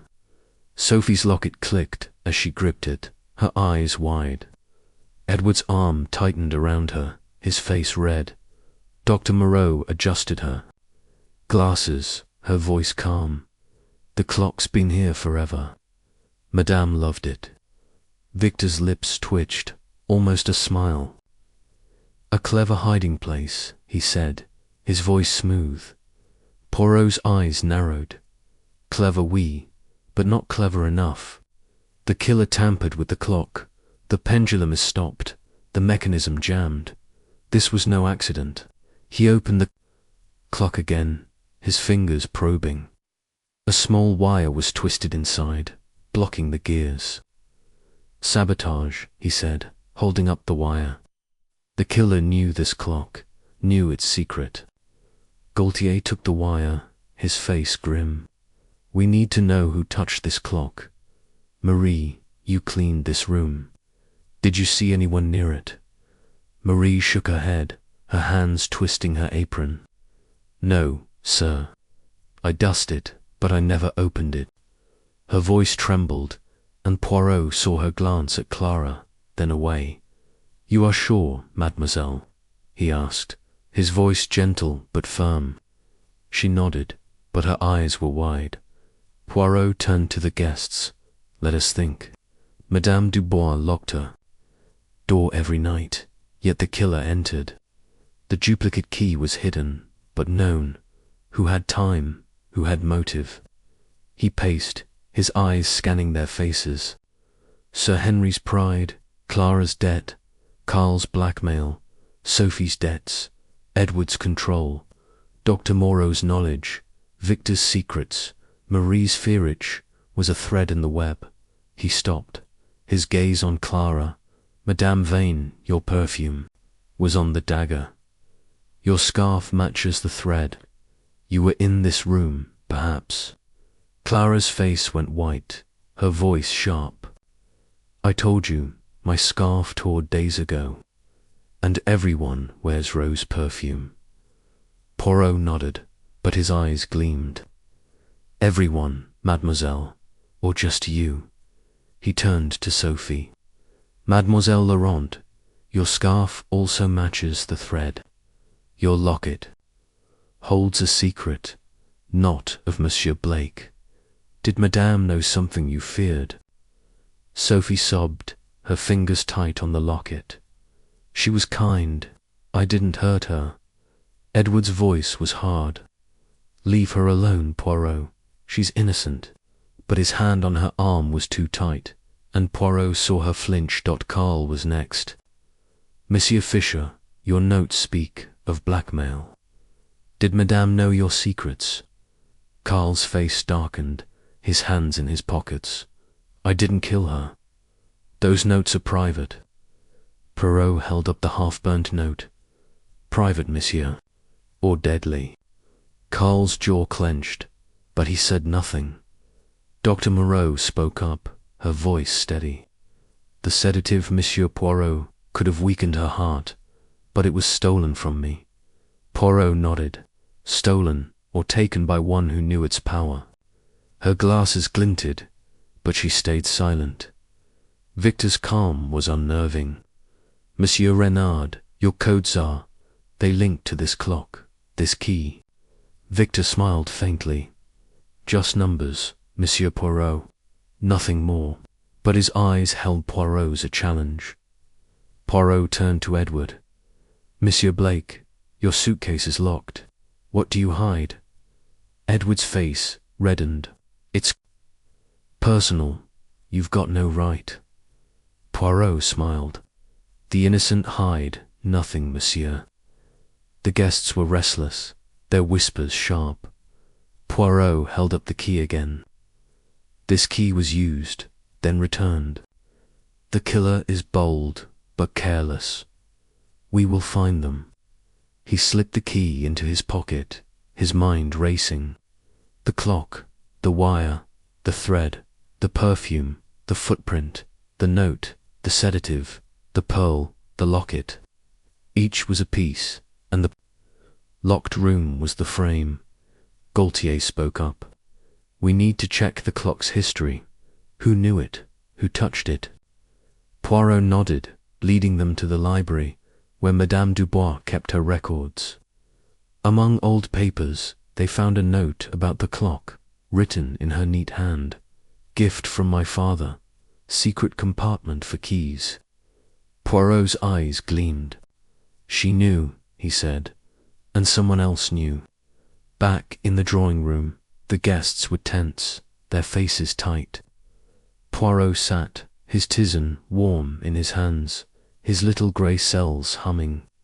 The key, the clock, the wire, a planned murder. Not a chance. The killer was among them, and Poirot was close, pulling the threads of their lies apart. Chapter 8. A second crime. Chalet groaned under the blizzard's fury, its windows rattling as snow sealed the world outside. The air inside was thick with fear, the ghost of Madame Elise Dubois's murder haunting every shadow. Hercule Poirot sat in the drawing room, his small frame neat in a black suit, his moustache perfect, his sharp eyes scanning the guests. The red thread, the rose perfume, the smudged footprint, the half-burnt note, the missing sedative, the coded numbers, the pearl, the locket, the fireplace thread, the duplicate key, the sabotaged clock, his little grey cells, as he called his brain, were weaving these clues into a tightening net. The killer was among them, and now a new danger stirred, as if the chalet itself was turning against them. Inspector Gaultier, the stocky policeman with a red moustache, stood by the door, his notebook open, his face red with frustration. "Monsieur Poirot," he said, his voice rough, "we've got a locked room murder, a hidden key, and too many lies. Now what? These people are scared, and I don't blame them." Poirot's moustache curled, his smile calm but firm. "Fear, Inspector, is the killer's weapon. But Poirot's weapon is the truth, and we are close." The guests sat in a tense circle, their faces pale in the candlelight. Sir Henry Worth's grey beard bristled, his arms crossed tightly. Clara Vane clutched a torn handkerchief, her golden hair messy, her rose perfume heavy. Carl Fisher leaned against a wall, his slick hair flat, his hands deep in his pockets. Sophie Laurent gripped her locket, her brown curls damp, her fiancé Edward Blake's arm tight around her.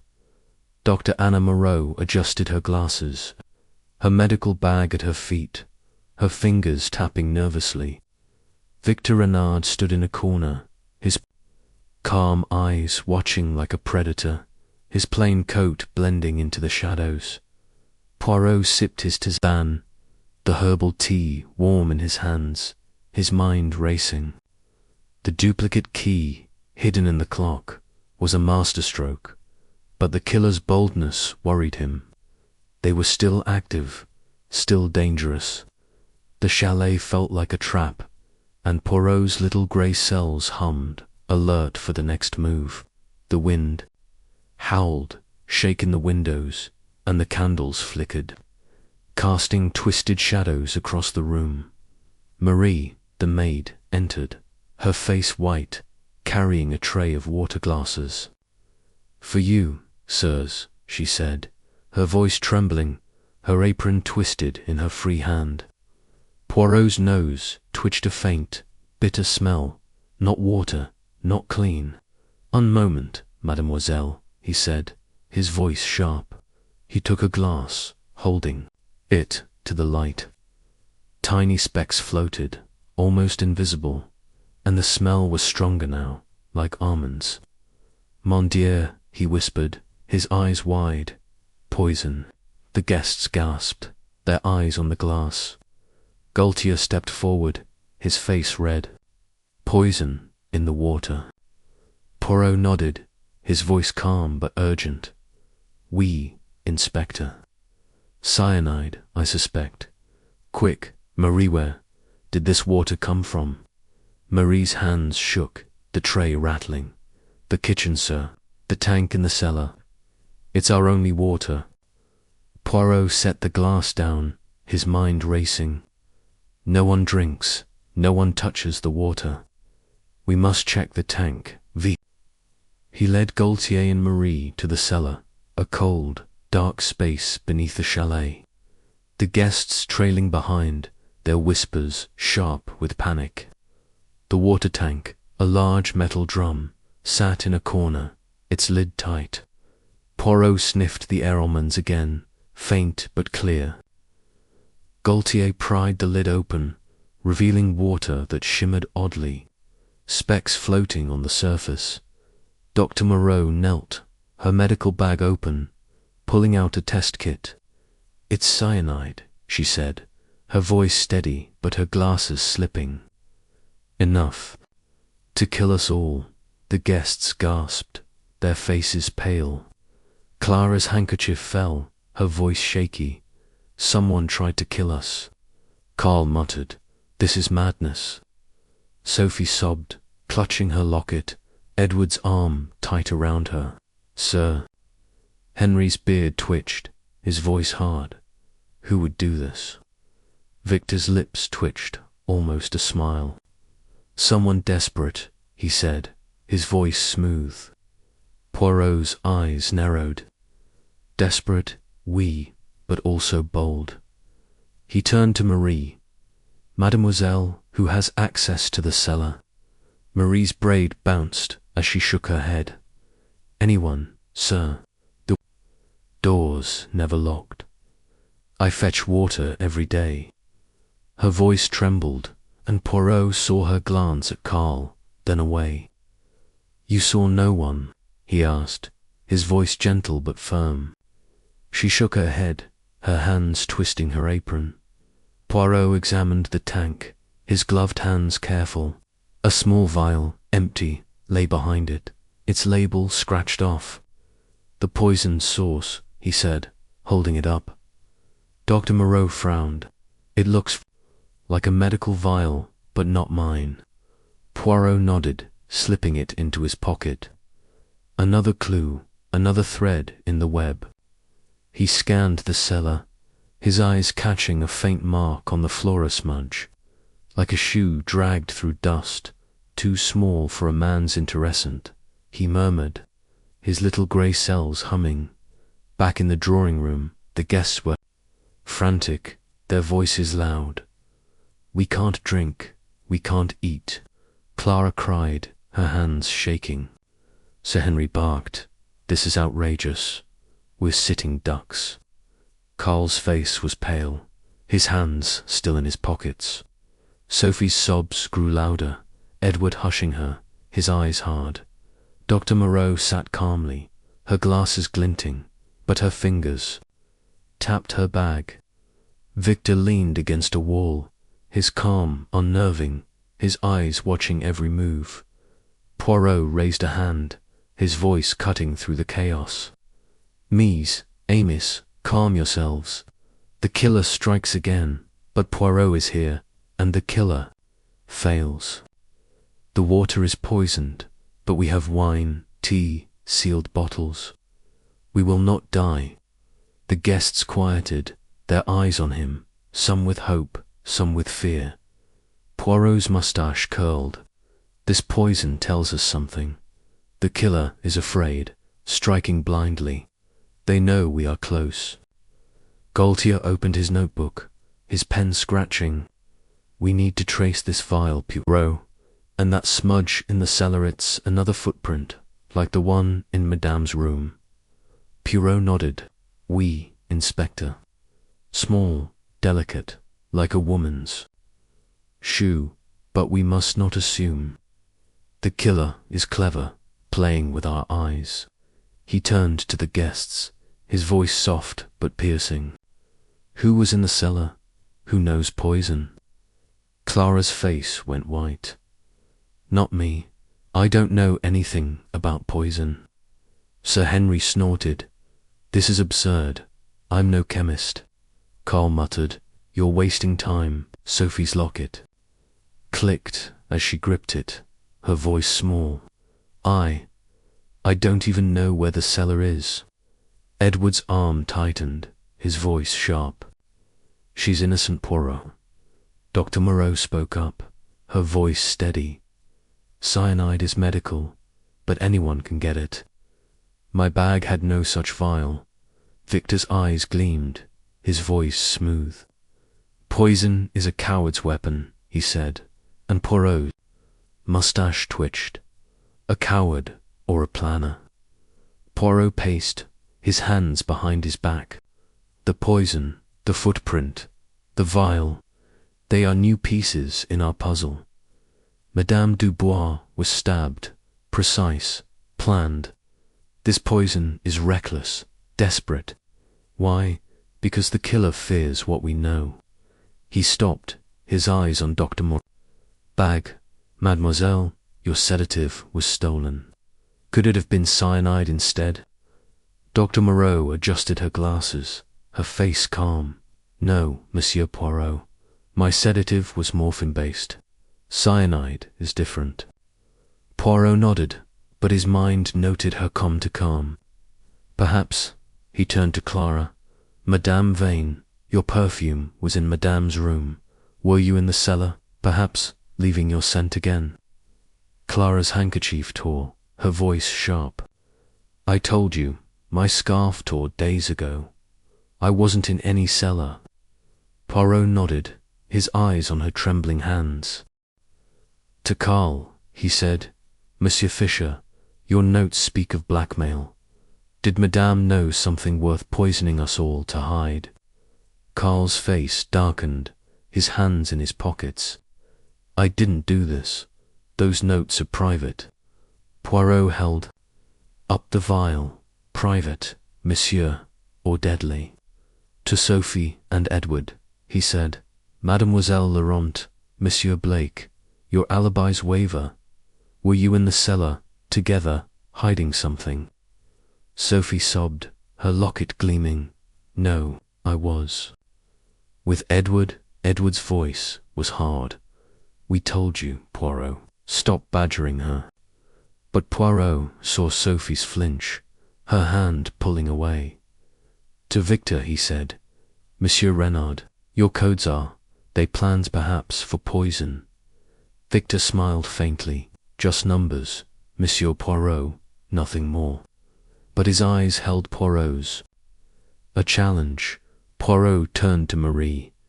"Mademoiselle, you fetch water daily. Did you see anything strange in the cellar?" Marie shook her head, her braid bouncing. "No, sir, I was in the kitchen."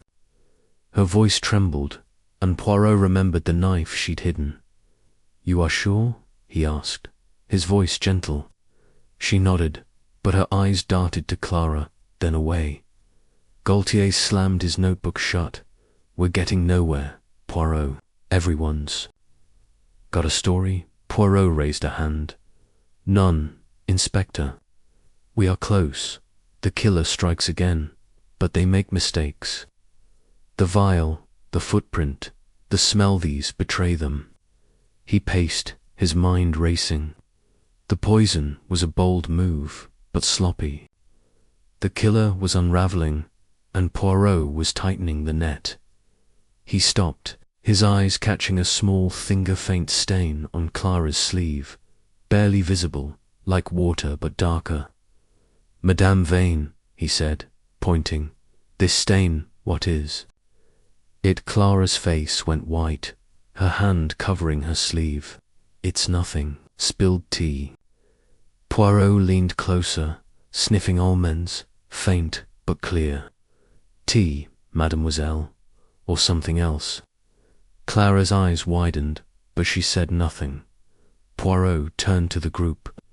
"Mies, Amos, the killer is among us, and they grow careless. The poison was meant to silence us, but it speaks instead. We will search again, and we will find the truth." The guests protested, their voices loud. Sir Henry stood, his beard bristling. "Search again. This is harassment." Clara clutched her handbag. "My things are private." Karl's hands stayed in his pockets, his face pale. Sophie and Edward exchanged a glance. Dr. Moreau adjusted her glasses, and Victor nodded. His calm, unnerving. The search began, Poirot and Gaultier moving through the rooms, Marie trailing behind. In Clara's room, they found a bottle of cleaning fluid under her vanity cyanide, relabeled yours. Poirot asked. Clara's face shook. "No, someone planted it." In Karl's room, a chemistry book was hidden under his bed, dog-eared at poison pages. "Research," Karl muttered, his hands shaking. Sophie's room had a spilled glass of water, the almond smell faint. "I didn't drink it," she cried. Edward's suitcase was still locked, his face red when pressed. Dr. Moreau's bag had no cyanide, but her notebook noted cyanide's effects. "Medical interest," she said, her voice steady. Victor's room held another coded note, numbers, like a recipe. "A hobby," he said, smiling. Back in the drawing room, the guests were silent, their fear thick. Poirot sat, his tisane warm, his little grey cells humming. The poison, the vial, the footprint, the stain, the book, the note, each was a piece. And the killer was close, slipping in their lies. The chalet creaked, the storm raged, and Poirot knew the truth was waiting, ready to break free. Chapter 9. The past resurfaces. The chalet was a prison of snow and secrets, its walls creaking under the blizzard's relentless howl. The candles flickered, casting jagged shadows across the drawing room, where the guests sat, their faces pale with fear and suspicion. Hercule Poirot stood by the fireplace, his small frame neat in a black suit, his moustache perfect, his sharp eyes cutting through the gloom.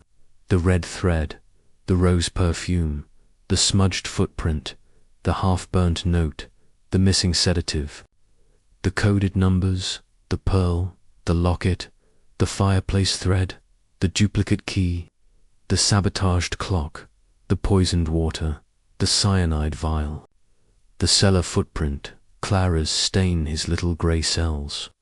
As he called, his brain were weaving these clues into a tightening web. The killer was among them, and the second crime poison in the water proved they were desperate. Today, Poirot would pull back the mask of one guest, revealing a truth that would shake the chalet. Inspector Gaultier, the stocky policeman with a red moustache, paced his notebook open, his pen scratching. "Monsieur Poirot," he said, his voice rough, "we've got a murder, a poisoned water supply, and too many clues. This Victor Renard, his codes, his compies hiding something big." Poirot's moustache curled, his smile calm but firm. "Oui, Inspector. Monsieur Renard is a puzzle, but Poirot loves a puzzle. Today we uncover his secret." The guests sat in a tense circle, their eyes darting. Sir Henry Worth's grey beard bristled, his arms crossed tightly. Clara Vane clutched a torn handkerchief, her golden hair messy, her rose perfume heavy. Carl Fisher leaned against a wall, his slick hair flat, his hands deep in his pockets. Sophie Laurent gripped her locket, her brown curls damp, her Edward Blake's arm tight around her. Dr. Anna Moreau adjusted her glasses, her medical bag at her feet, her fingers tapping nervously. Victor Renard stood in a corner, his calm eyes watching like a predator, his plain coat blending into the shadows. Poirot clapped his hands, the sound sharp in the quiet room.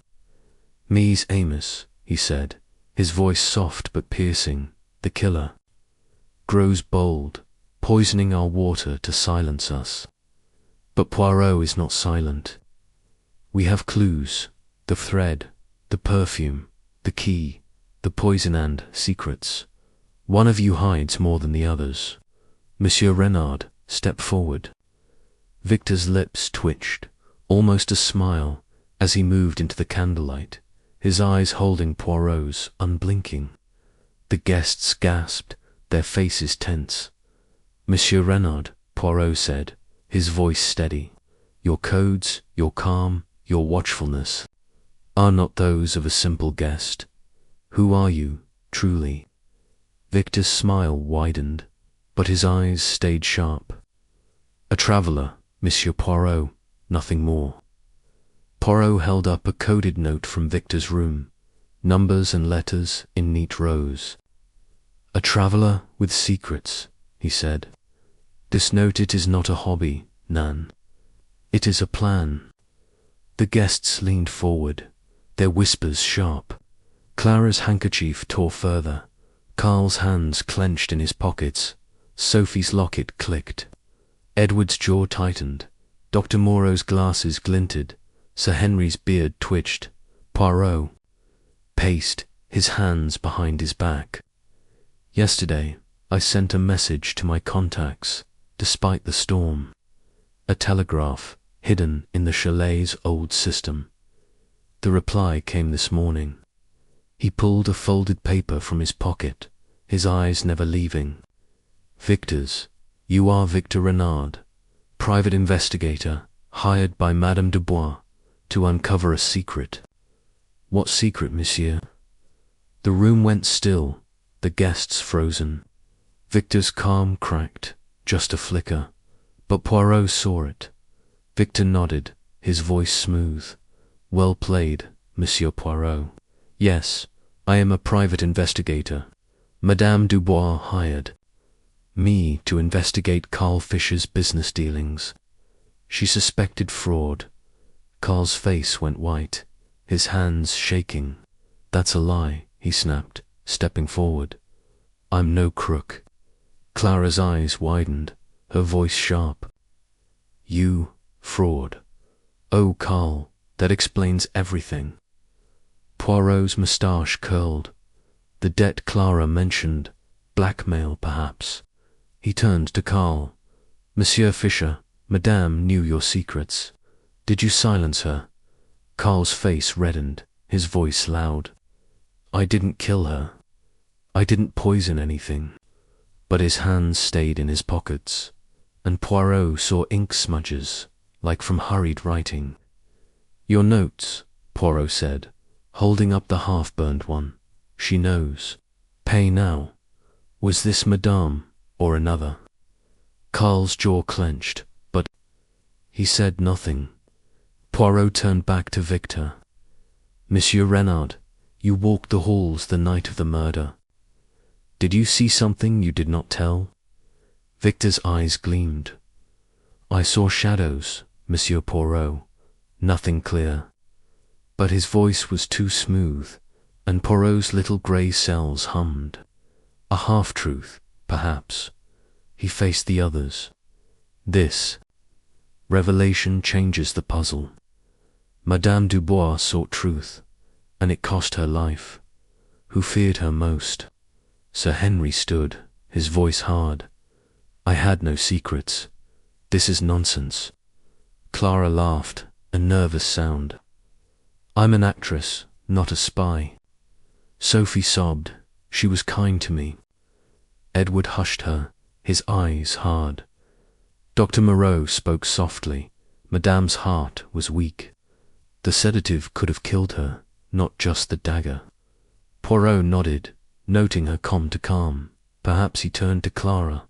Madame Vane, you spoke of a debt with Carl. Blackmail, Nan. Did Madame know? Clara's face went white, her handkerchief in shreds. It was personal. Carl owed me, from years ago, an affair, nothing more. Carl's face darkened, his voice sharp. You're lying, Clara. You wanted money? Clara's eyes flashed. And you wanted silence. The room buzzed, the guests staring. Poirot's moustache curled. A scandal, a motive. He moved to Sophie. Mademoiselle Laurent, your debts, madame. Knew we? Did she threaten to cut you off? Sophie's locket clicked, her voice small. She was going to help me. I didn't hurt her. Edward's arm tightened, his voice hard. She's innocent, Poirot. But Poirot saw Sophie's flinch, her hand pulling away. To Dr. Moreau he said, your sedative, mademoiselle, was it truly stolen or used? Dr. Moreau adjusted her glasses, her voice steady. Stolen. I am a doctor, not a killer. But her fingers tapped her bag, a nervous tell. Poirot nodded, his eyes sharp. To Edward. He said, Monsieur Blake, your suitcase hides something. Did Madame know what? Edward's face reddened. It's personal. Stop this. But his hand shook, and Poirot saw fear in his eyes. Poirot stopped, his eyes catching a small finger-folded paper under Victor's chair, slipped from his pocket. He knelt, picking it up, unfolding it. A list of names: Carl, Clara, Sophie. Monsieur Renard, he said, holding it up. Your investigation, what did you find? Victor's calm held, but his eyes flickered. Suspicions, Monsieur Poirot. Nothing solid. Poirot's moustache twitched. Yet Madame died. Convenient, Nan. Gaultier slammed his notebook shut. This is getting us somewhere, Poirot. Victor's a spy, Carl's a crook, Clara's a blackmailer. But who's the killer? Poirot raised a hand. Patience, Inspector. The past resurfaces, and the truth follows. He paced, his mind racing. Victor's identity, Carl's fraud, Clara's affair, Sophie's debts, Edward's secrets, Dr. Moreau's sedative, the poison, the thread, the key. The killer was close, their masks slipping. He turned to the guests. Mies Amos, Madame Dubois, died because she knew too much. The poison proves the killer fears us knowing. But Poirot sees through fear. The guests shifted, their faces tight. Clara's hands shook. Carl's stayed in his pockets. Sophie's locket clicked. Edward's jaw clenched. Dr. Moreau's glasses glinted. Sir Henry's beard bristled. Victor's calm held. Poirot's eyes caught a small finger-faint scratch on Victor's hand, like from a struggle.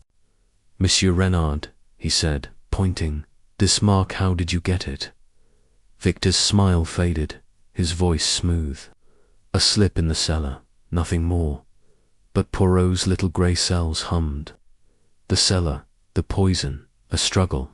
The chalet creaked, the storm roared, and the candles flickered, casting shadows like ghosts. Poirot sat, his tisane warm, his mind weaving the clues: Victor's identity, Clara's blackmail, Carl's fraud, Sophie's debts, Edward's suitcase. Dr. Moreau's sedative, the poison, the thread, the key.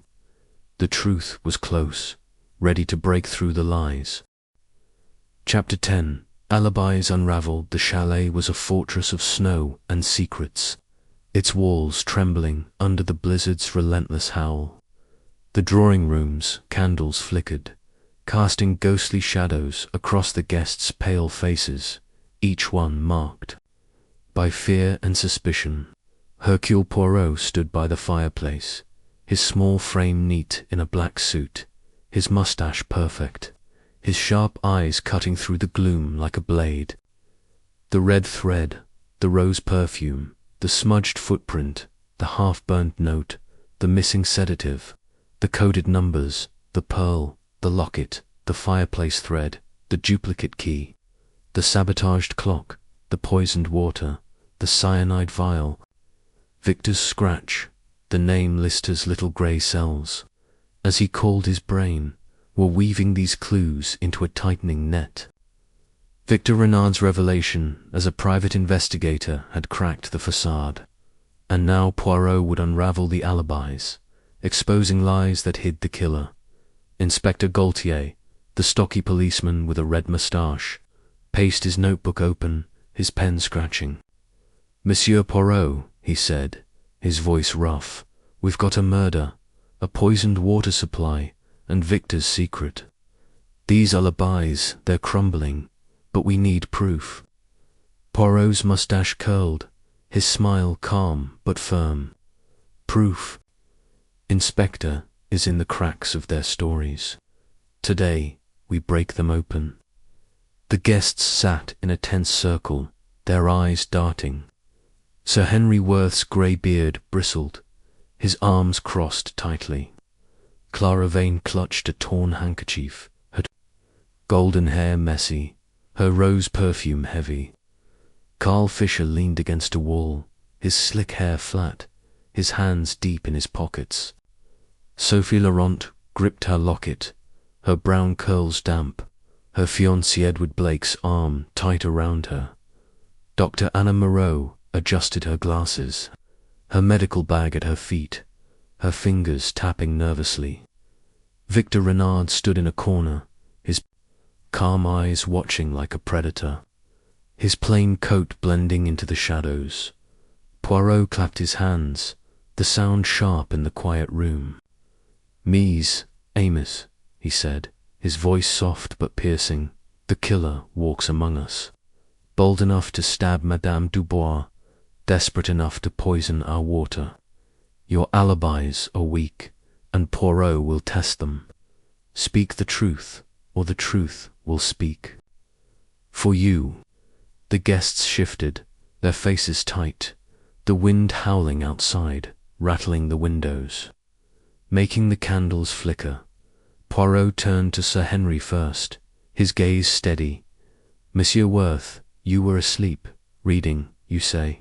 Yet a diplomat, trained to watch, hears nothing in a quiet house. Sir Henry's beard twitched, his voice hard. I told you, I sleep deeply. I heard nothing. But his fingers dug into his chair, and Poirot saw a bead of sweat on his brow. A deep sleep, Poirot said, in a house where a chandelier falls, a woman dies. Curious, Nan. Sir Henry's eyes narrowed, but he stayed silent. He moved to Clara Vane, her rose perfume a reminder of the dagger's scent. Madame Vane, you were rehearsing alone. Yet your scarf matches the thread. Your perfume was in Madame's room, and a stain on your sleeve smells of cyanide. Were you in the cellar? Clara's face went white, her handkerchief in shreds. I told you, my scarf tore days ago. The stain it's tea. I wasn't in any cellar. Her voice was sharp, but her hand shook. Poirot leaned closer. Tea, mademoiselle, or poison? Clara's eyes widened, but she said nothing to Carl. Fisher, Poirot said. Monsieur Fisher, your notes speak of blackmail. She knows. Pay now. You were in your room, writing, but your ink-stained fingers suggest haste. Did Madame know your fraud, as Monsieur Renard claims? Carl's face darkened, his hands in his pockets. I'm no crook. Those notes are private. But his voice cracked, and Poirot saw his eyes flick to Clara, then away. Private, Poirot said, or deadly. He turned to Sophie and Edward, their alibis tied together. Mademoiselle Laurent, Monsieur Blake, you were together, talking, then to bed. Yet your stories falter. Mademoiselle, your scarf matches the thread. Your locket hides a secret. Monsieur, your suitcase is locked. What do you hide? Sophie sobbed, her locket clicking. I didn't hurt her. The scarf's old. Edward's arm tightened, his voice hard. We were together, Poirot. Stop twisting things. But Poirot saw Sophie pull away, her eyes avoiding Edward's. A lie, perhaps. 2. Dr. Moreau, he said. Mademoiselle, your sedative was stolen. Your notebook lists cyanide's effects. Did you know the poison in the cellar? Dr. Moreau adjusted her glasses, her voice steady. My sedative was morphine, not cyanide. I study poisons, but I don't use them. Her fingers tapped her bag, a nervous tell. Poirot nodded. A doctor knows much, mademoiselle. Too much, perhaps. To Victor Renard, he said, Monsieur, you are a private investigator, watching Carl. Did you see the killer that night, in the halls? Victor's lips twitched, almost a smile. Shadows, Monsieur Poirot. Nothing clear. His voice was smooth, but Poirot saw the scratch on his hand, fresh, like from a struggle. Shadows, Poirot said, or secrets, to Marie, the maid. He said, Mademoiselle, you locked Madame's door, fetched water. Did you see anyone near the cellar? Marie's braid bounced as she shook her head. No, sir, I was in the kitchen. Her voice trembled, and Poirot remembered the knife she'd hidden. You were sure? He asked, his eyes gentle but piercing. She nodded, but her hands twisted her apron. Gaultier slammed his notebook shut. They're all lying, Poirot. These alibis don't hold. Poirot raised a hand. Nan, Inspector. They crack, and through the cracks we see the truth. He paced, his mind racing. The alibis were weak, sir. Henry's deep sleep, Clara's rehearsal, Carl's writing, Sophie and Edward's talk, Dr. Moreau's reading, Victor's wandering, Marie's duties. But one was false, and Poirot would find it. He stopped, his eyes on the chandelier's wreckage, now stored in a corner of the dining room. The chandelier, he said, his voice soft. It fell, cut deliberately, to create chaos. Let us recreate it. He led the guests to the dining room, where the broken glass and chain lay under a tarp. Poirot examined the chain. It's cut clean, like the clock's wire. This was no accident, he said, holding up the chain. Someone climbed to the attic, cut it, planned it. Gaultier frowned. The attic. It's locked. Poirot smiled. Locks, Inspector, are no match for the desperate. They climbed to the attic, a dusty space with creaking beams, Marie's keys jangling. Poirot found the hatch above the dining room, its lock old but intact. He opened it, peering down at the dining room below. The chain was cut here, he said, pointing to a saw mark on the beam. A tiny piece of red silk was caught in the wood, matching the thread. Mon Dieu, he murmured, slipping it into his pocket. Another thread, another clue. He turned to the guests, their faces pale in the attic's dim light. Who was here? Who cut this chain? Clara's voice was sharp. Not me. I don't climb attics. Sir Henry snorted. Absurd. I'm too old for that. Carl muttered. This is pointless. Sophie's locket clicked, her voice small. I didn't know about the attic. Edward's arm tightened, his eyes hard. Dr. Moreau adjusted her glasses, silent. Victor's calm held, but his eyes flickered to the hatch. Poirot's mustache curled. The chandelier was a distraction to hide the murder's plan. The killer is bold but careless. He held up the attic thread. This matches the scarf, the fireplace thread. Someone moves through this chalet, leaving traces. Clara's face went white, Sophie's hands shook, and Carl's jaw clenched back in the drawing room. Poirot sat, his tisane warm, his mind racing. He called Edward forward. Monsieur Blake, you were seen near Madame's room, not with Sophie. As you claim. Edward's face reddened. Who said that? It's a lie. But Poirot saw Sophie's eyes widen, her locket clicking. Mademoiselle, he said, were you truly together? Sophie's voice was small. I was alone. For a while, I didn't want to say. Edward's jaw tightened, his voice sharp. You're making this up, Poirot. Poirot turned to Carl. Monsieur Fisher, your ink-stained fingers, your notes, were you writing to Madame or another? Carl's hand shook. Private business, that's all. But Poirot held up the note. She knows. Who is she? He asked. Carl stayed silent. To Clara, he said, your stain, your scarf, your perfume. Too many clues point to you, mademoiselle. Clara's eyes flashed. Someone's framing me. Poirot nodded. Perhaps, but who? The guests were restless, their whispers sharp. Poirot's eyes caught a small finger-faint mark on Edward's cuff, like sawdust from the attic. Monsieur Blake, he said, pointing, this sawdust, how did it get there? Edward's face went white, his voice loud. I don't know, maybe from the fire. But Poirot's little grey cells hummed. The attic, the chandelier, the murderer connection. Gaultier spoke up. We're close, Poirot. The chandelier, the key, the poison, someone's tying it all together. Poirot nodded, his mind weaving the cluesied words sawdust. Clara's stain, Carl's notes, Sophie's locket, Victor's scratch, Dr. Moreau's sedative, Marie's knife. The killer was slipping, and Poirot was closing in. The chalet creaked.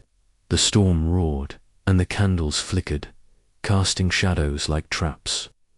Poirot sat, his tisane warm, his little grey cells humming. The truth was near, hidden in the cracks of their lies. Chapter 11. The mind of the killer. The chalet was a cage of ice and fear, its walls trembling under the blizzard's endless roar. The drawing rooms, candles flickered, casting eerie shadows across the guests' pale faces, each one etched with dread and secrets. Hercule Poirot stood by the fireplace, his small frame neat in a black suit, his moustache perfect, his sharp eyes piercing the gloom. The red thread, rose perfume, smudged footprint, half-burned note, missing sedative, coded numbers, pearl, locket, fireplace, thread, duplicate key, sabotaged clock, poisoned water, cyanide vial, cellar footprint, Clara's stain, Victor's scratch. Name list, Edward's sawdust, attic thread. His little grey cells, as he called his brain, were weaving these clues into a tightening web. Victor Renard's identity as a private investigator had shaken the group, and the chandelier's sabotage pointed to a bold killer. Now Poirot would probe the mind of the murderer, seeking the why behind the how. Inspector Gaultier, the stocky policeman with a red moustache, paced, his notebook open, his pen scratching. "Monsieur Poirot," he said, his voice rough, "we've got clues piling up, but the killer's still free. They're playing with us." Poirot's moustache curled, his smile calm but firm. "Nan, Inspector, the killer plays, but Poirot sees the game. Their mind betrays them fear, greed, desperation. Today, we learn why they kill." The guests sat in a tense circle, their eyes darting. Sir Henry Worth's grey beard bristled, his arms crossed tightly. Clara Vane clutched a torn handkerchief, her golden hair messy, her rose perfume heavy. Carl Fisher leaned against a wall, his slick hair flat, his hands deep in his pockets. Sophie Laurent gripped her locket, her brown curls damp, her Edward Blake's arm tight around her. Dr. Anna Moreau adjusted her glasses, her medical bag at her feet, her fingers tapping nervously. Victor Renard stood in a corner, his calm eyes watching like a hawk, his plain coat blending into the shadows. Poirot clapped his hands, the sound sharp in the quiet room. "Mise Amos," he said, his voice soft but piercing. "Madame Dubois was stabbed in a locked room, our water poisoned to silence us. The killer is clever, but their heart betrays them. Why kill? Greed for her money, fear of her secrets, revenge for her past. Poirot will find the truth in your words." The guests shifted, their faces tight, the wind howling outside, rattling the windows, making the candles flicker dot. Before Poirot could begin, a scream shattered the silence. Marie, the maid, stumbled into the room, her face white, her apron twisted. "The library," she gasped, her braid bouncing. Books scattered, shelves broken. Poirot's eyes gleamed. "Show me, mademoiselle," he said, his voice calm but urgent. He led the guests and Gaultier to the library, a cozy room with tall shelves and a small fireplace. Books lay strewn across the floor, a heavy oak shelf tipped over, papers fluttering. In the draught, a single candle burned low, its wax dripping onto a torn page. Poirot knelt, his gloved hands careful. The page was from Madame Dubois's diary, dated a week ago. "I know their secrets. I must act before it's too late." His moustache twitched. "Mon Dieu," he murmured. She knew, and someone wanted this hidden. He scanned the room, his eyes catching a small Thinger brass button, half buried under a book, its edge scratched. "Interessant," he said, slipping it into his pocket. The button matched the ones on Edward's coat, but Poirot said nothing, his mind racing. Gaultier frowned, his notebook open. Another crime, Poirot. This is no accident. Poirot nodded. Oui, Inspector. The killer searches for something Madame's diary, perhaps, or proof of their guilt. He turned to the guests, their faces pale in the dim light. Who was here? Who fears Madame's words? Sir Henry's beard twitched, his voice hard. I was in my room, not rummaging like a thief. Clara's handkerchief tore further, her voice shaky. I don't read dusty books. Carl muttered. This is pointless. Sophie's locket clicked, her voice small. I was asleep. Edward's arm tightened, his eyes hard. Dr. Moreau adjusted her glasses, silent. Victor's lips twitched. Almost a smile. Poirot held up the button. This button, mise à mise, is from a man's coat. Monsieur Blake, yours is missing one, Nan. Edward's face reddened, his hand touching his coat. It must have fallen off. I wasn't here. But Poirot saw sawdust on his cuff, like from the attic, and now this button. Curious, Poirot said, his voice soft but sharp. Sophie's eyes widened, her hand pulling away from Edward's. Poirot turned to the group. The killer's mind is desperate. They stab, they poison, they destroy. Why? Because Madame knew their past. Let us test your stories again. He began with Sir Henry. Monsieur Worth, Madame's will threatened your family's wealth. Did she know something you hid? Sir Henry's beard bristled, his voice loud. I'm no killer. She was stubborn, but that's all. But his fingers dug into his chair, and Poirot saw sweat on his brow to Clara. He said, Madame Vane, your perfume, your scarf, your stain are tied to every crime. Did Madame know of your blackmail? Clara's face went white, her voice sharp. I told you, Carl owed me. She didn't know, but her hand shook, and Poirot saw her glance at Carl, quick and nervous dot to Carl. He said, Monsieur Fisher. Victor investigated your fraud. Did Madame's diary name you? Carl's face darkened, his hands in his pockets. I'm no crook. Those notes are private. But Poirot held up the half-burned note. Private, monsieur, or proof. Carl's jaw clenched, silent tot to Sophie, he said, Mademoiselle Laurent, your debts, your lockets, secret did Madame threaten to expose you? Sophie sobbed, her locket gleaming. She was helping me. I didn't hurt her. Edward's voice was hard. She's innocent, Poirot. But Poirot saw Sophie's flinch, her eyes avoiding Edward's dot to Dr. Moreau. He said, Mademoiselle, your knowledge of poisons, your sedative, did Madame know something dangerous? Dr. Moreau adjusted her glasses, her voice steady. I'm a doctor, not a killer.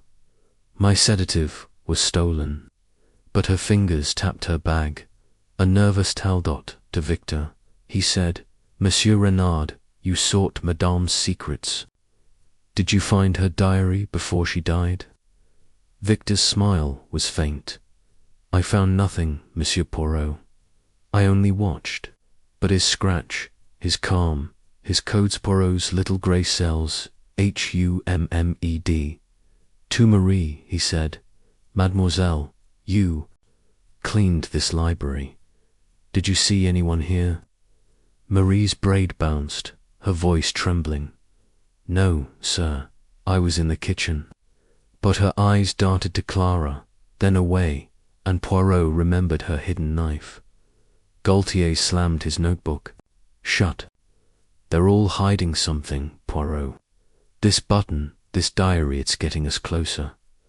Poirot raised a hand. We, Inspector. The killer's mind is cracking, leaving traces. The diary, the button, the thread they fear exposure. He paced, his mind racing. The library's destruction was no accident, it was a hunt for Madame's secrets. The button tied to Edward, the sawdust to the attic, the thread to Clara or Sophie, the poison to Dr. Moreau, the notes to Carl, the codes to Victor, the knife to Marie. He stopped, his eyes catching a small faint smudge on the library's fireplace, like ash but greasy. He knelt, sniffing lamp oil, not from the candles. Mon Dieu, he murmured, slipping a sample into his pocket. The killer was here, planning, perhaps, to burn the diary. The guests gasped, their faces pale. Clara's voice was sharp. "Burn, that's madness." Sir Henry snorted. "I don't play with fire," Carl muttered. "This is ridiculous." Sophie's locket clicked. Edward's jaw tightened. Dr. Moreau's glasses glinted. Victor's calm held. Poirot turned to the group. "The killer's mind is desperate, but clever. They stab, they poison, they destroy, but they leave traces. Madame's diary held their secret, and they fear it still." He held up the torn page. She knew, and someone silenced her. Who? The guests shifted, their whispers sharp. He called Edward forward again. "Monsieur Blake, your button, your sawdust, you were in the attic, the library. Did you seek the diary?" Edward's face reddened. "I wasn't here. You're making this up." But Poirot saw Sophie's eyes, wide with doubt. "Mademoiselle," he said, "you'll lock it open it." Sophie's hand shook, but she clicked it open, revealing a photo of a young man, not Edward. "My brother," she whispered. He died." Madame knew. Edward's face darkened, his voice hard. "That's nothing to do with this." Moustache curled. "Nothing, monsieur, or everything." He turned to the group, his voice soft but piercing. "The killer fears the past-debts, fraud, betrayal. The diary holds the key, and we will find it." The chalet creaked, the storm roared, and the candles flickered, casting shadows like traps. Poirot sat, his tisane warm, his little grey cells humming. The truth was near, hidden in the killer's mind, ready to break free. Chapter 12. The diary's secrets. The chalet was a frozen tomb, its walls groaning under the blizzard's ceaseless howl, snow piling high against the windows, trapping the guests with the spectre of Madame Elise Dubois's murder. The drawing rooms, candles flickered, casting jagged shadows across the guests' pale faces, each one marked by fear, guilt, or secrets. Hercule Poirot stood by the fireplace, his small frame neat in a black suit, his moustache perfect, his sharp eyes slicing through the gloom. The red thread, rose perfume, smudged footprint, half-burned note, missing sedative, coded numbers, pearl, locket, fireplace thread, duplicate key, sabotaged clock, poisoned water, cyanide vial, cellar footprint, Clara's stain, Victor's scratch. Name list, Edward's sawdust, attic thread, brass button, lamp oil smudge, diary page, his little grey cells, as he called his brain, were weaving these clues into a net that tightened around the killer. The library's destruction had revealed Madame's diary, and its secrets would expose the truth. Today, Poirot would unravel the killer's mask. Inspector Gaultier, the stocky policeman with a red moustache, paced his notebook open, his pen scratching. "Monsieur Poirot," he said, his voice rough, "that diary purports a bombshell. Madame knew something dangerous, and someone trashed the library to hide it. We're close." Poirot's moustache curled, his smile calm but firm. "We." "Inspector, the diary is the key. and the killer fears its words. We will find it, and the truth will follow.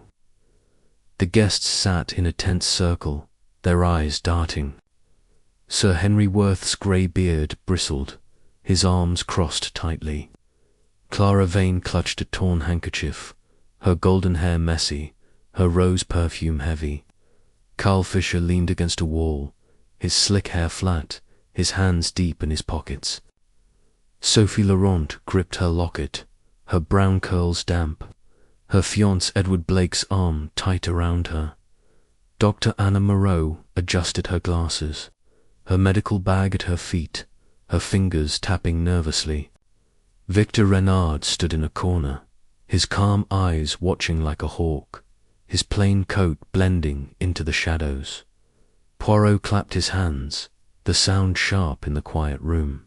Mise amis, he said, his voice soft but piercing.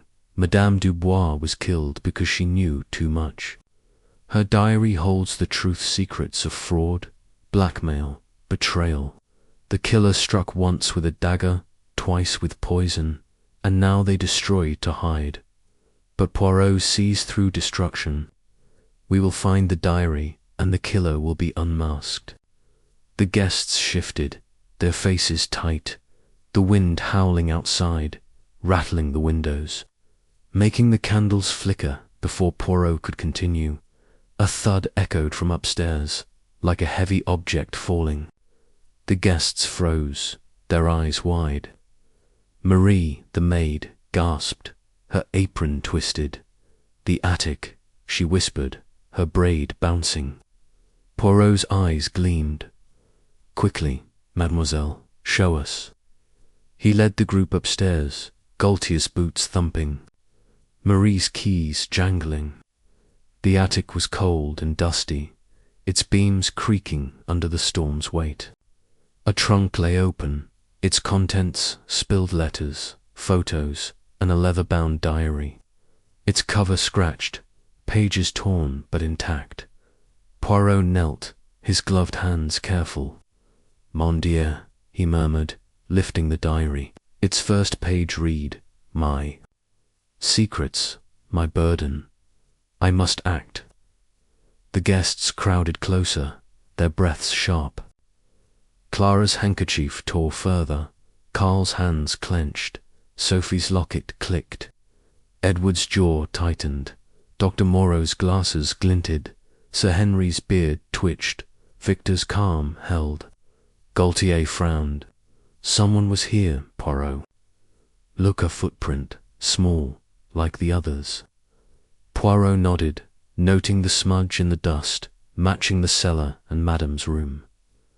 The killer searches, he said, but they are too late.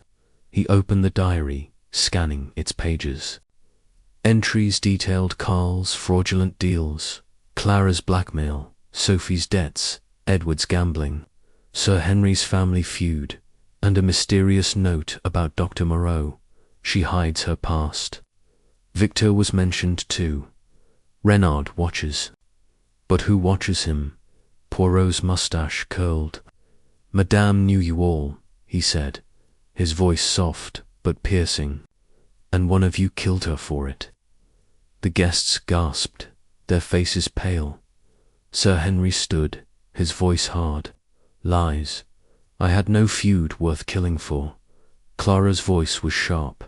Blackmail. I borrowed. That's all. Carl muttered, she. Had no proof, Sophie sobbed. I loved her. Edward's arm tightened, his eyes hard. Dr. Moreau adjusted her glasses, silent. Victor's lips twitched, almost a smile. Poirot held up the diary. This is why Madame died. Her words threatened. Someone, perhaps all of you. Let us read and see.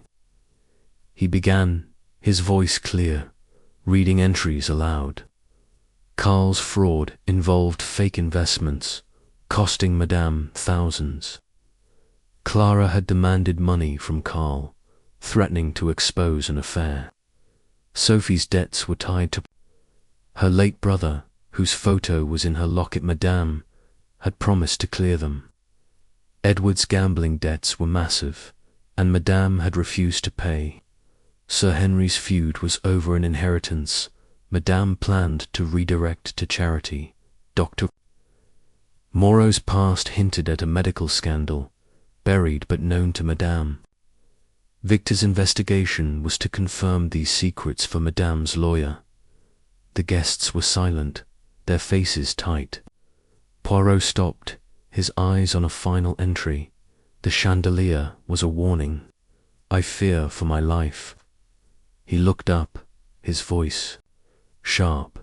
The chandelier was no accident. It was a message, and Madame understood who sent it. Clara's face went white. "Not me. I was nearly killed." Sir Henry snorted. "I don't climb attics." Carl muttered, "Ridiculous." Sophie's locket clicked. Edward's jaw clenched. Dr. Moreau's fingers tapped. Victor's calm held. Poirot turned to Edward. "Monsieur Blake, your sawdust, your button were in the attic, the library. Did you cut the chandelier?" Edward's face reddened. "No, I wasn't there." But Poirot saw Sophie's eyes, wide with doubt. "Mademoiselle," he said, "your lock at your brother's death. Did Madame know something more?" Sophie's voice was small. She blamed Edward for his debts. He was angry. Edward's face darkened. "That's enough, Sophie." Poirot moved to Clara. "Madame Vane, your perfume, your scarf, your stain are everywhere in this crime. Did Madame know of your affair?" Clara's hands shook. It was years ago. "Carl's lying," Carl snapped. "You're the liar, Clara." Poirot's mustache curled. "Blackmail, betrayal, motive. To Carl," he said. "Monsieur Fisher, your fraud was Madame's target. Did you silence her?" Carl's hands shook in his pockets. "I didn't kill her. I paid her back." But Poirot held up the note. "She knows. Who else knew?" he asked. Carl stayed silent. To Dr. Moreau, he said, "Mademoiselle, you're past a scandal. Did Madame threaten to expose it?" Dr. Moreau's voice was steady. "My past is buried. I'm no killer." But her fingers tapped faster. To Victor, he said, "Monsieur Renard, you knew Madame's secrets. Did you act before your report?" Victor's smile was faint. "I only watched Monsieur Poirot." But his scratch, his code sporos, little grey cells, HUMMED, dot, to Marie. He said, "Mademoiselle, you cleaned the attic. Did you see this diary?" Marie's braid bounced, her voice trembling. "No, sir, I don't go in trunks, but..." Her eyes darted to Clara, then away. Gaultier slammed his notebook shut. "This diary's a goldmine, Poirot. Everyone's got a motive." Poirot raised a hand. "Oui, Inspector. But the killer's mind is clear fear, greed, revenge. The diary points to one, but we need more." He paced, his mind racing. The diary's secrets tied to every guest, but the attic footprint, the lamp oil smudge, the button they pointed to movement, planning, desperation. He stopped, his eyes catching a small finger faint glint in the attic's corner, half hidden under a beam. He knelt, pulling out a broken pen, its ink matching Carl's smudged fingers. "Mon Dieu," he murmured. The killer wrote, perhaps in haste. Carl's face went white. "That's not mine," he snapped, but his hands shook. Poirot turned to the group. The diary, the pen, the button, the thread the killer leaves traces, and their mind betrays them. They fear exposure, but Poirot sees through fear. The guests were restless, their whispers sharp. Clara's hands shook, Carl's stayed. In his pockets, Sophie's locket clicked. Edward's jaw clenched. Dr. Moreau's glasses glinted. Sir Henry's beard bristled. Victor's calm held. The chalet creaked. The storm roared, and the candles flickered, casting shadows like traps. Poirot sat, his tisane warm, his little grey cells humming. The truth was close, hidden in the diary's secrets, ready to break free. Chapter 13. The Killer Unmasked. The chalet was a frozen fortress, its walls shuddering under the blizzard's unyielding roar, snow sealing the windows like a shroud. The drawing-room was a cauldron of tension, candles flickering wildly, casting jagged shadows across the guests' pale faces, each marked by fear, guilt, or dread. Hercule Poirot stood at the centre, his small frame neat in a black suit, his moustache perfect, his sharp eyes blazing with certainty. The red thread, rose perfume, smudged footprint, half-burned note, missing sedative, coded numbers, pearl, locket, fireplace, thread, duplicate key, sabotaged clock, poisoned water, cyanide vial, cellar footprint, Clara's stain, Victor's scratch, name list, Edwards, sawdust, attic thread, brass button, lamp oil smudge, diary page, broken pen. His little grey cells, as he called his brain, had woven these clues into a net that now trapped the killer. The diary's secrets had exposed motives, and the library's destruction had revealed desperation. Tonight, Poirot would unmask the murderer. Inspector Gaultier, the stocky policeman with a red moustache, stood by the door, his notebook open, his pen still. "Monsieur Poirot," he said, his voice low, "you've got them all on edge. Is it time?" Poirot's moustache curled, his smile calm but firm. "Oui, Inspector. The killer's mask is slipping, and Poirot will tear it off. The truth is here, in this room." The guests sat in a tight circle, their eyes darting. Sir Henry Worth's grey beard bristled, his arms crossed tightly. Clara Vane clutched a shredded handkerchief, her golden hair messy, her rose perfume heavy. Carl Fisher leaned against a wall, his slick hair flat, his hands deep in his pockets. Sophie Laurent gripped her locket, her brown curls damp, her fiancé Edward Blake's arm tight around her. Dr. Anna Moreau adjusted her glasses, her medical bag at her feet, her fingers still. Victor Renard stood in a corner, his calm eyes watching. Like a hawk, his plain coat blending into the shadows. Marie, the maid, hovered by the door, her apron twisted, her braid bouncing. Poirot clapped his hands, the sound sharp, silencing the room. "Mies Amos," he said, his voice soft but piercing. "Madame Elise Dubois was murdered in a locked room, our water poisoned, our library destroyed. The killer is among us, driven by fear, greed, or revenge. Tonight, Hercule Poirot reveals the truth." The guests froze, their breaths shallow, the wind howling outside, rattling the windows. Making the candles flicker, he paced, his hands behind his back, his eyes scanning each face. "Let us begin with the crime. Madame was stabbed with a chalet. Dagger in a locked room, no footprints in the snow. The duplicate key, hidden in the clock, was used. The chandelier was cut, a distraction. The water was poisoned, a desperate act. The diary was sought, its secrets feared. Each clue points to one mind, one killer."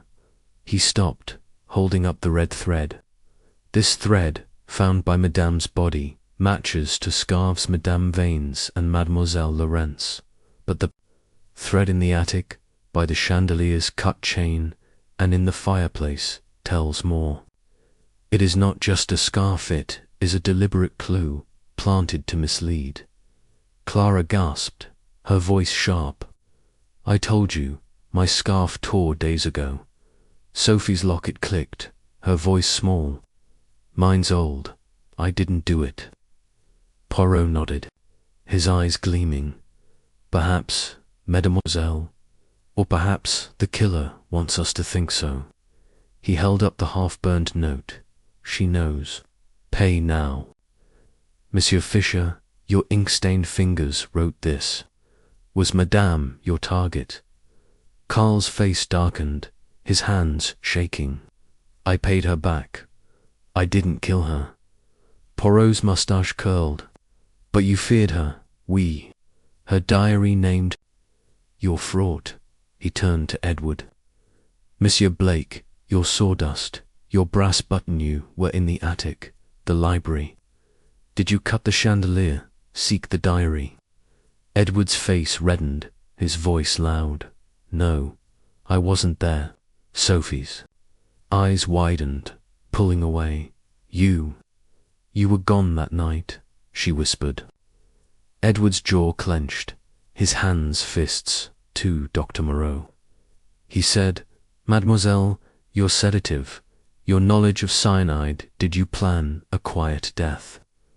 Dr. Moreau's glasses glinted, her voice steady. My sedative was stolen. I'm no killer. But her fingers tapped once. A tell dot to Victor, he said.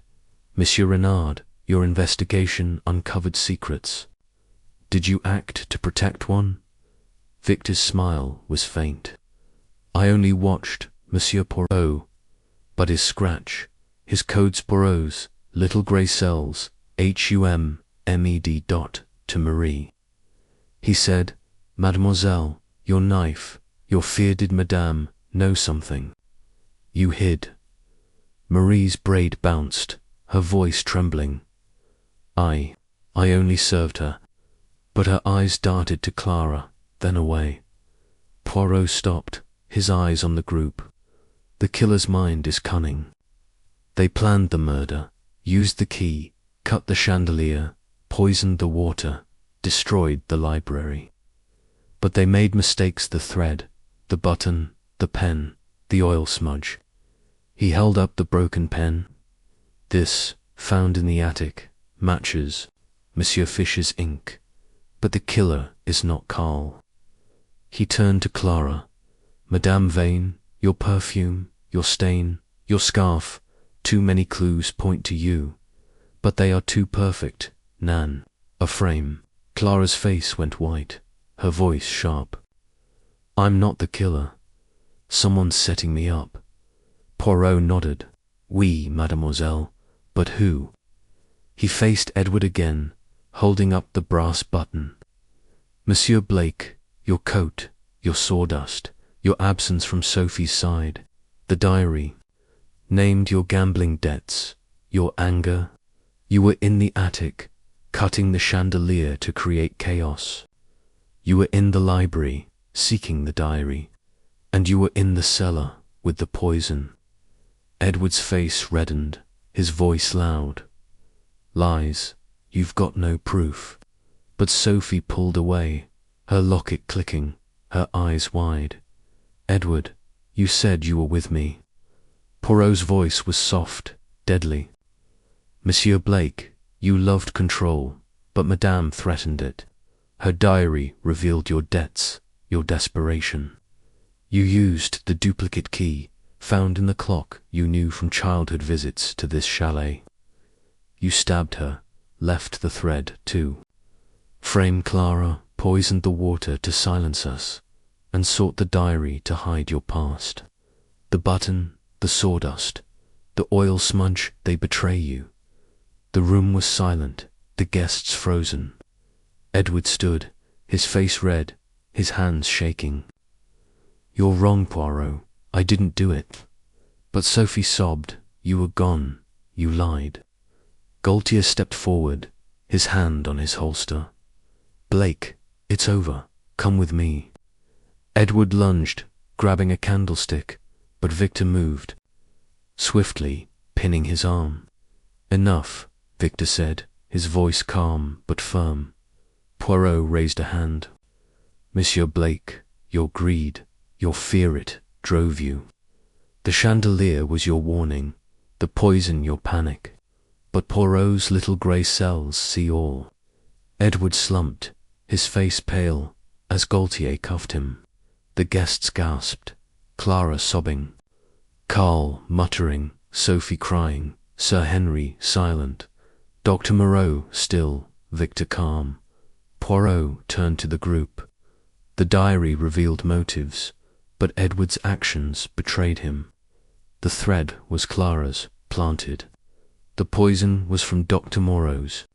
Stolen vial, used in desperation. The key was known to Edward from years ago. The truth is clear. He sat, his tisane warm, his eyes soft but triumphant. The chalet is free of its killer, Mies Amos. The storm roared, but the tension eased. The candles burning steady, Gaultier led Edward away, the guests whispering, their secrets safe, their fears fading. Poirot's little grey cells rested, the puzzle solved. Chapter 14. The storm clears. The chalet was no longer a prison, though the snow still clung to its walls, softening now as the blizzard's roar faded to a whisper. The drawing-room glowed with the steady light of fresh candles, their flames calm, casting gentle shadows across the guests' faces, no longer taut with fear, but heavy with relief, shame, or quiet sorrow. Hercule Poirot sat in a plush armchair by the fireplace, his small frame neat in a black suit, his moustache perfect, his sharp eyes softened by the satisfaction of a solved puzzle. The red thread, rose perfume, smudged footprint, half burned. Note, missing sedative, coded numbers, pearl, locket, fireplace, thread, duplicate key, sabotaged clock, poisoned water, cyanide vial, cellar footprint, Clara's stain, Victor's scratch, name list, Edward's sawdust, attic thread, brass button, lamp oil smudge, diary page, broken pen. His little grey cells, as he called his brain, had woven these clues into a net that trapped Edward Blake, the killer of Madame Elise Dubois. The chalet was free, but the echoes of secrets lingered, and Poirot would now tie the final threads. Inspector Gaultier, the stocky policeman with a red moustache, stood by the window, his notebook closed. His face relaxed for the first time in days. "Monsieur Poirot," he said, his voice warm, "you've done it again. Blake's locked away, and the chalet is safe. But how did you know?" Poirot's moustache curled, his smile gentle but proud. "The little grey cells, Inspector, they see what the eyes miss. The killer's mind betrayed him, and the clues spoke the truth." The guests sat loosely now, their tension gone, though their eyes still carried the weight of their secrets. Sir Henry Worth's grey beard was still, his arms relaxed. Clara Vane held a new handkerchief, her golden hair tidied, her rose perfume faint. Carl Fisher sat upright, his slick hair neat, his hands on his knees. Sophie Laurent clutched her locket, her brown curls soft, no longer pressed by Edward's arm. Dr. Anna Moreau adjusted her glasses, her medical bag closed, her fingers still. Victor Renard leaned against a wall, his calm eyes softer, his plain coat less shadowed. Marie, the maid, stood by the door, her apron smooth, her braids steady. Poirot sipped his tisane, the herbal tea warm in his hands, his voice soft but clear. "Mies Amos," he said, "the chalet is quiet now, but the truth has stirred your hearts. Edward Blake killed Madame Dubois, driven by greed and fear of her diary secrets. He poisoned our water, cut the chandelier, destroyed the library, to hide his past. But Poirot will explain, so all is clear." The guests leaned forward, their eyes on him. The room silent, except for the faint crackle of the fire. He held up the diary, its leather cover scratched but whole. Madame Dubois was a woman of order, like Poirot. She knew your secret, Sir Henry's feud, Clara's blackmail, Carla's fraud, Sophie's debts, Edward's gambling, Dr. Moreau's scandal, Victor's investigation. She wrote them here, planning to act, perhaps to save you, perhaps to judge. Edward feared her most.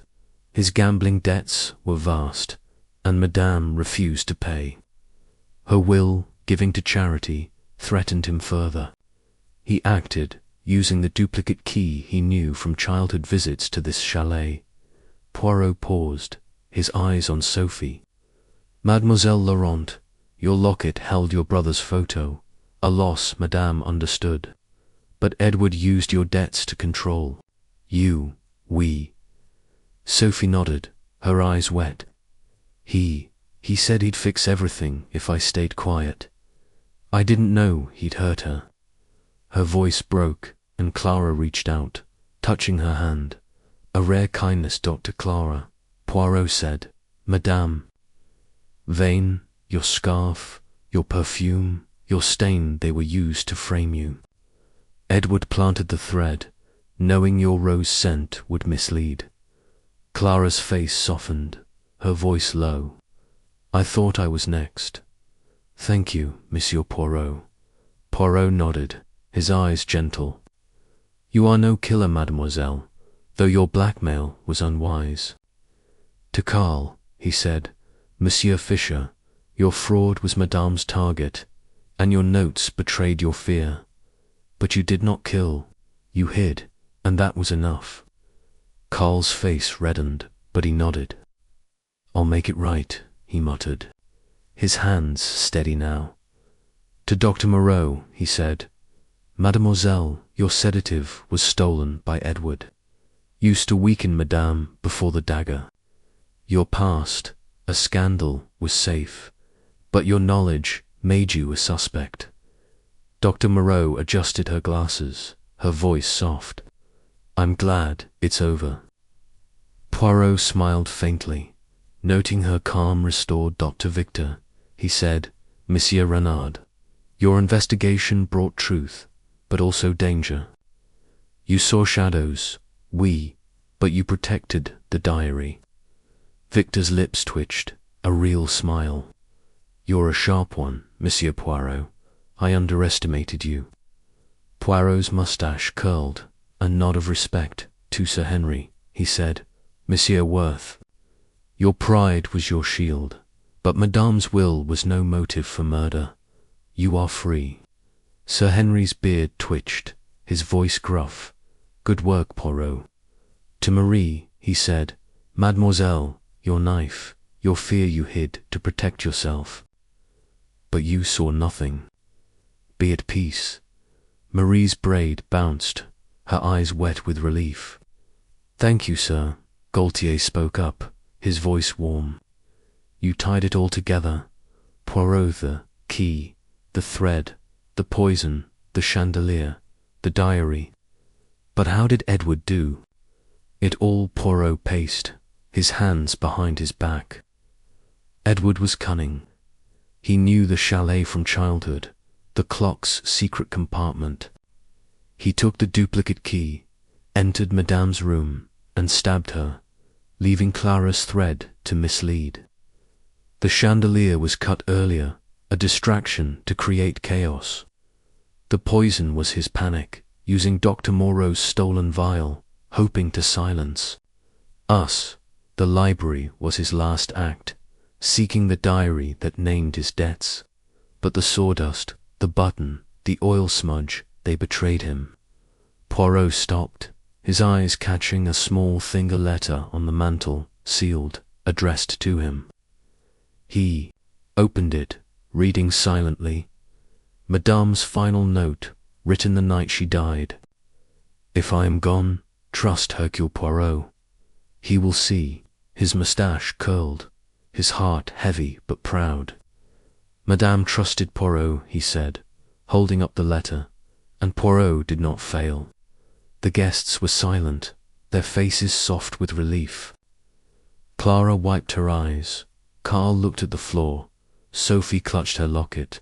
Sir Henry nodded. Dr. Moreau smiled faintly. Victor's eyes gleamed. Marie stood straighter. The chalet felt lighter, the storm outside fading, the snow melting under a weak sun. Gaultier closed his notebook. "We'll take Blake to the authorities once the road's clear." "You've saved us, Poirot." Poirot raised a hand. "Nan, Inspector. The truth saves us." Poirot only listens. He sat, his tisane warm, his little grey cells at rest. The chalet was calm, its secrets laid bare, its killer caught. The guests began to talk, their voices soft, planning their futures, free of fear. The fire crackled. The candles burned steady, and the chalet stood strong, no longer a tomb but a haven. Poirot sipped his tea, his eyes on the horizon where the storm had cleared, revealing a sky of endless stars. Chapter 15. The missing necklace. The chalet stood silent, no longer a prison, though snow still clung to its walls, melting slowly under a weak morning sun. The blizzard had faded, leaving a crisp quiet that felt like hope after days of fear. The drawing room glowed with soft light, candles replaced by the pale glow of dawn filtering through the windows. Hercule Poirot sat by the fireplace, his small frame neat in a black suit, his moustache perfect, his sharp eyes alert despite the calm. The red thread, rose perfume, smudged footprint, half-burned note, missing sedative, coded numbers, pearl, locket, fireplace thread, duplicate key, sabotaged clock, poisoned water, cyanide vial, cellar footprint, Clara's stain, Victor's scratch, name list, Edward's sawdust, attic thread, brass button, lamp oil smudge, diary page. Broken pen. His little grey cells, as he called his brain, had solved Madame Elise Dubois's murder, unmasking Edward Blake as the killer. The chalet was free, but a new shadow stirred, and Poirot's work was not done. Inspector Gaultier, the stocky policeman with a red moustache, stood by the door, his notebook tucked away, his face tired but relieved. "Monsieur Poirot," he said, his voice warm, "Blake's locked in the cellar until the road's clear. You've given us peace." Poirot's moustache curled, his smile gentle but cautious. "Peace, Inspector, is fragile. The little grey cells sense a ripple in this calm." The guests gathered loosely, their faces softer but still marked by the ordeal. Sir Henry Worth's grey beard was neat, his arms relaxed. Clara Vane held a fresh handkerchief, her golden hair tidied, her rose perfume faint. Carl Fisher sat upright, his slick hair combed, his hands on his knees. Sophie Laurent clutched her locket, her brown curls soft, free of Edward's grip.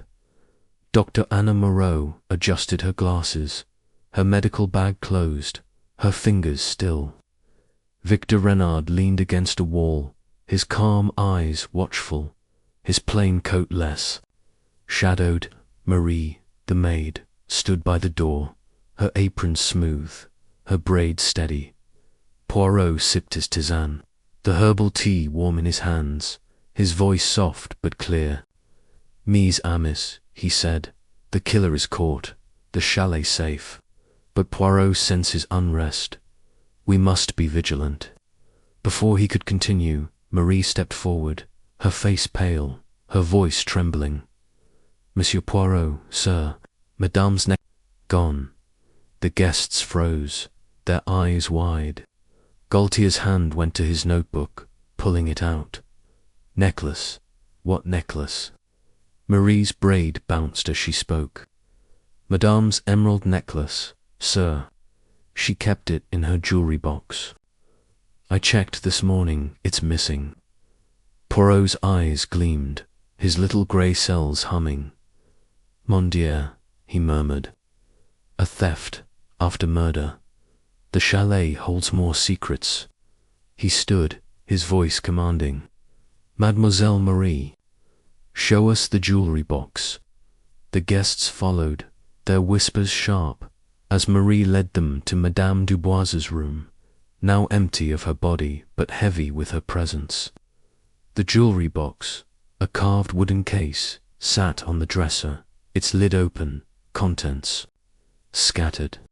Rings and earrings gleamed, but the emerald necklace, string of green stones set in gold, was gone. Poirot examined the box, his gloved hands careful. No scratches, no forced entry.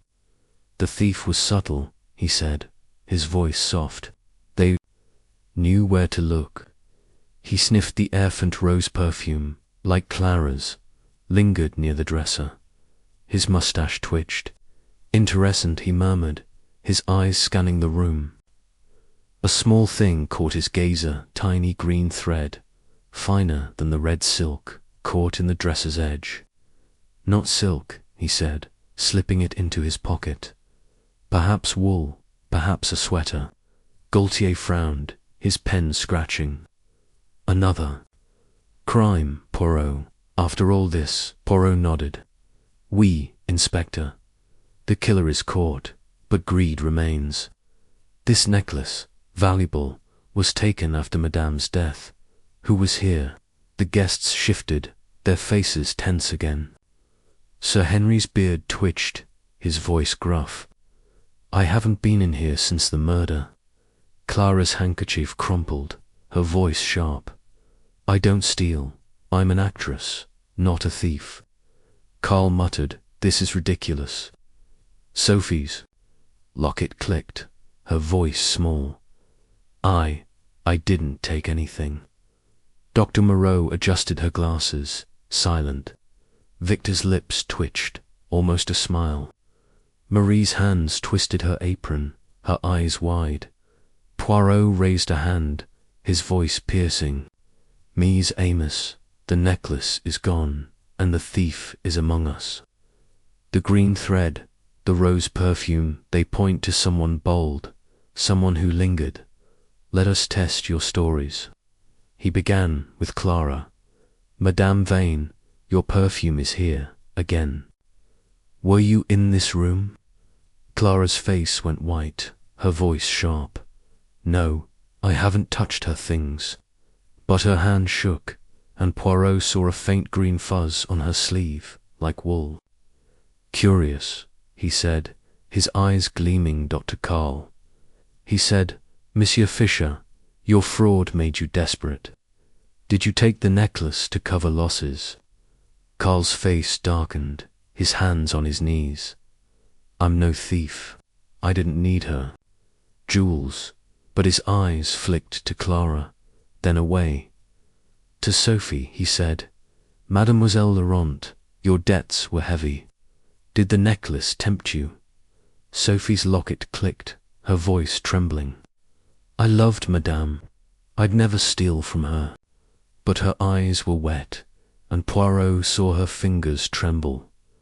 To Dr. Moreau, he said, Mademoiselle, you were in this room, checking Madame's body. Did you see the necklace? Dr. Moreau's voice was steady. It was there, in the box, when I examined her. I didn't touch it. But her glasses slipped. A small tell dot to Victor, he said, Monsieur Renard, your investigation gave you access to this room. Did you take something extra? Victor's smile was faint. I seek truth. Monsieur Poirot, not trinkets. But his calm was too perfect, and Poirot's little grey cells HUMMED dot to Sir Henry. He said, Monsieur Worth, the necklace was part of Madame's wealth, which you wanted for your family. Did you act? Sir Henry's beard bristled, his voice hard. I'm no petty thief. But his fingers dug into his chair. To Marie, he said, Mademoiselle, you cleaned this room. Did you see the necklace? Marie's braid bounced, her voice trembling. Yes, sir, before the murder. Not after. Her eyes darted to Clara, then away. Gaultier opened his notebook, his pen scratching. We need to search, Poirot. That thread, that perfume, it's a start. Poirot nodded, leading the group through the chalet, Marie's keys jangling. In Clara's room, they found a green wool sweater, its hem frayed, matching the thread. Yours? Poirot asked. Clara's face went white. Yes, but I didn't wear it here. Poirot sniffed the sweater rose perfume, faint but clear. Interesting, he said. In Carl's room, a receipt for a jeweler caught Poirot's eye, dated a month ago. Selling jewels, Monsieur Poirot asked. Carl's face reddened. Old business, nothing to do with this. But his hands shook. Sophie's room had a letter from Madame. The necklace is yours, if you need it. Sophie sobbed. She offered it, but I didn't take it. Poirot nodded, his eyes gentle but sharp. Dr. Moreau's bag held a small jeweler's loop. Odd. For a doctor, for examining wounds, she said, her voice steady. Poirot's moustache curled. Victor's room had a coded note listing emerald, gold, safe. A hobby? Poirot asked. Victor smiled. Just notes, Monsieur Poirot. Sir Henry's room had a family photo, Madame wearing the necklace. Sentimental, he said, his voice gruff. Marie's attic room was bare, but a green wool scarf, like Clara's sweater, lay folded. Madame gave it to me, Marie said, her voice trembling. Back in the drawing room, the guests were restless, their whispers sharp. Poirot paced, his mind racing. The green thread, the perfume, the receipt, the loop, the note, the scarf, new clues, new lies. He stopped, his eyes on Clara. Madame Vane, your perfume, your sweater, your presence, you are tied to this theft. Clara's voice was sharp. I'm being framed again. Poirot nodded. Perhaps, mademoiselle, but by whom? He turned to the group. The thief acted after the murder, when chaos reigned. They knew the necklace, knew its value. The green thread suggests carelessness, the perfume a mistake. He held up the thread. This wool points to Clara or Marie, but the killer framed Clara before. Is it the same? A crash interrupted, a glass shattering in the hallway. Poirot rushed out, finding a broken water glass, its shards wet, a faint almond smell lingering. Mon Dieu, he murmured, poison again. Gaultier's eyes widened. Another attempt. Poirot nodded. The thief fears we are close. He gathered the guests, his voice piercing. The necklace is hidden here, and the thief grows desperate. We search again, in the library, under a loose floorboard. Poirot found a velvet pouch, empty but smelling of emeralds, oily, metallic. The necklace was here, he said, but moved. His eyes caught a glint in the fireplace, emerald green, half hidden in ash. He pulled out the necklace, its stones gleaming, a single green thread caught in its clasp. Poirot turned, holding it up. The thief is revealed. He faced Marie. Mademoiselle, your scarf, your access, your fear, you took the necklace, hoping to escape your past. Marie's face crumpled, her voice a sob. I needed money. Madame was kind, but I was desperate. Clara gasped, Sophie cried, Carl muttered, Sir Henry frowned. Dr. Moreau adjusted her glasses. Victor nodded. Poirot's voice was gentle. You did not kill, mademoiselle, but you stole. The thread, your scarf, betrays you. Gaultier stepped forward, his voice soft. We'll handle this, Marie. She nodded, tears falling as he led her away. The guests were silent, their relief heavy. Poirot sat, his tisane warm, his little grey cells at rest. The chalet is free, mise Amos. The killer is caught, the thief unmasked. The truth prevails. The sun rose higher, the snow melted, and the chalet stood calm, its secrets laid bare. Chapter 16. The hidden letter, the chalet, stood bathed in the pale light of a thawing dawn, its snow-laden walls glistening as the blizzard's grip loosened, allowing slivers of sunlight to pierce the windows. The drawing-room was calm, its candles replaced by the soft glow of morning, yet an undercurrent of unease lingered among the guests. Hercule Poirot sat by the fireplace, his small frame neat in a black suit, his moustache perfect, his sharp eyes alert with a new spark of curiosity. The red thread, rose perfume, smudged footprint, half-burned note, missing sedative, coded numbers, pearl, locket, fireplace thread, duplicate key, sabotaged clock, poisoned water, cyanide vial, cellar footprint, Clara's stain, Victor's scratch. Name list: Edwards, sawdust, attic thread, brass button, lamp oil smudge, diary page, broken pen, green thread, emerald necklaces, little grey cells, as he called his brain, had unravelled Edward Blake's murder of Madame Elise Dubois and Marie's theft of the necklace. But a new shadow loomed, threatening the chalet's fragile peace. Poirot's work was not yet done. Inspector Gaultier, the stocky policeman with a red moustache, stood by the window, his notebook tucked away, his face weary but content. "Monsieur Poirot," he said, his voice lighter than before, "Blake's locked up, Marie's confessed to the theft. The roads will clear soon. We're done, we." Poirot's moustache curled, his smile gentle but cautious.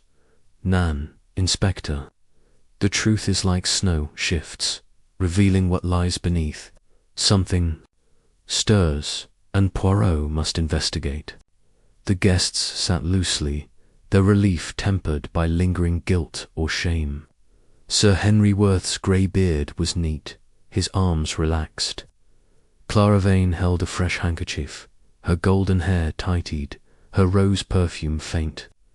Carl Fisher sat upright, his slick hair combed, his hands steady. Sophie Laurent clutched her locket, her brown curls soft, her face free of Edward's shadow. Dr. Anna Moreau adjusted her glasses, her medical bag closed, her fingers calm. Victor Renard leaned against a wall, his calm eyes watchful, his plain coat less shadowed. Poirot sipped his tisane, the herbal tea warm in his hands, his voice soft but commanding. "Mise Amos," he said, "the chalet has seen murder and theft, but its secrets are not all told. Edward Blake killed Madame Dubois. Marie stole her necklace, but Poirot senses Mara hidden truth." Before he could continue, a soft knock came at the door.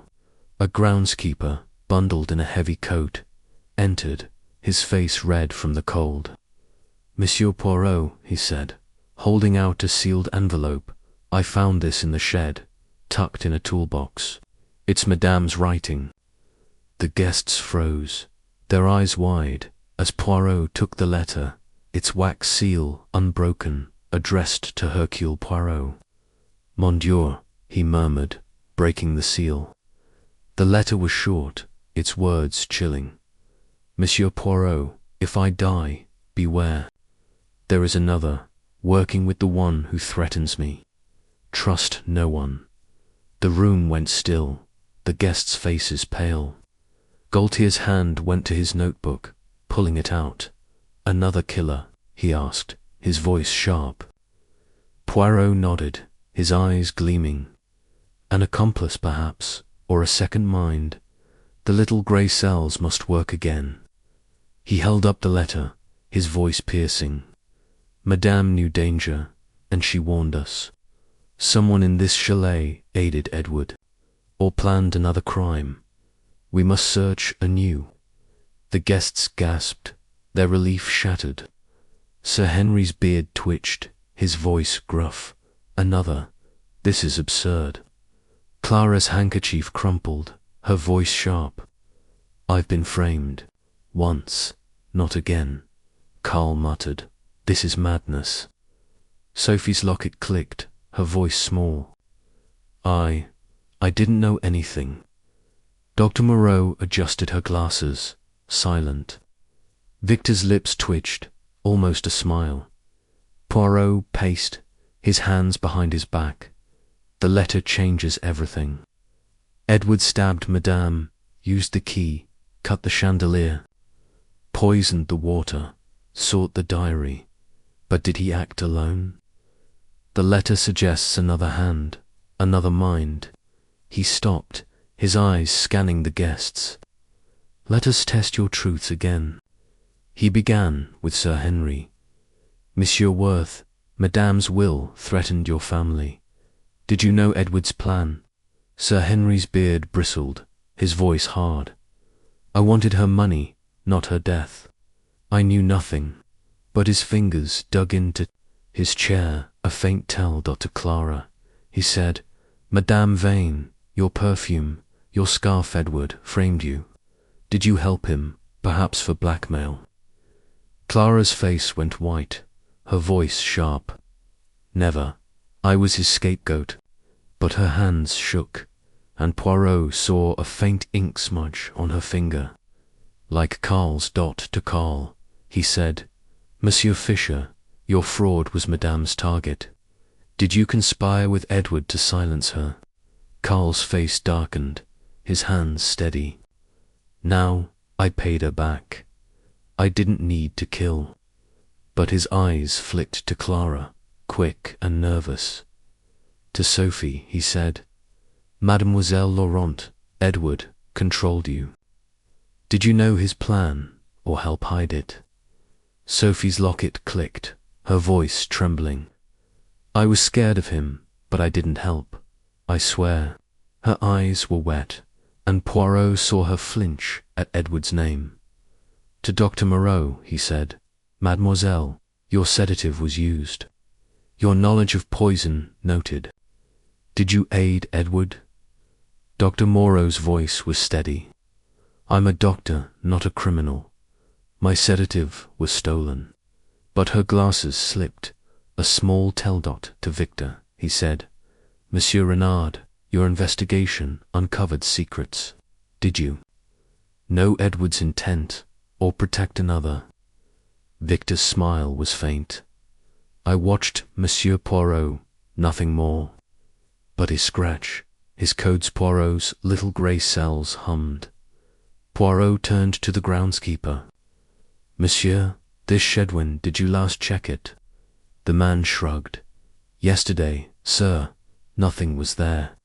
Poirot nodded, his mind racing. The letter was placed after Edward's arrest, meaning the accomplice was still free. Gaultier opened his notebook, his pen scratching. We need to search, Poirot. The shed, the letter, it's a new trail. Poirot agreed, leading the group to the shed, a small wooden structure behind the chalet, half buried in snow. Inside, tools lay scattered, and a faint smell of lamp. Oil lingered, like the library smudge. Poirot's eyes caught a small finger-torn piece of paper, wedged in a toolbox, its ink fresh, reading, Meet me, midnight. His mustache twitched. A rendezvous, he murmured, slipping it into his pocket. Back in the drawing room, the guests were restless, their whispers sharp. Poirot held up the paper. This note, Mies Amos, suggests a meeting planned after the murder. Who met whom? Clara's face went white. Not me. I was in my room. Carl muttered, This is pointless. Sophie's locket clicked, her voice small. I didn't meet anyone. Dr. Moreau was silent. Victor's eyes gleamed. Sir Henry frowned. Poirot paced, his mind weaving the clues: Madame's letter, the shed note, the lamp oil, the ink smudge. The accomplice helped Edward, perhaps unknowingly. They placed the letter to warn or mislead. He stopped, his eyes on Clara's smudged finger. Madame Vane, your ink fresh, like the note. Did you write it? Clara's voice was sharp. No, I was writing a letter, not that. But her hands shook, and Poirot saw a pen in her bag, matching the shed note's ink. He turned to Carl. Monsieur Fisher, your ink matches, too. Did you meet Clara? Plan with Edward? Carl's face reddened. I didn't meet anyone. I was alone, but his eyes darted to Clara. Betraying a secret, Poirot's eyes caught a small finger-faint burn mark on Victor's sleeve, like from a candle, Monsieur Renard, he said, pointing. This mark, were you in the shed, writing by candlelight? Victor's smile faded, his voice smooth. A clumsy moment, Monsieur Poirot, nothing more. But Poirot's little grey cells hummed. A soft clatter interrupted her key falling from Marie's apron as she moved to serve tea. Poirot knelt, picking it up, a small brass key, not the chalet's. Mademoiselle, he said, this key what? Does it open? Marie's face crumpled, her voice a sob. The shed, sir. I hid there after taking the necklace. I heard someone. Poirot's moustache curled. Someone, Mademoiselle who? Marie's eyes darted to Victor. I saw him, sir, in the shed, after midnight. Writing something. Victor's calm cracked, his voice sharp.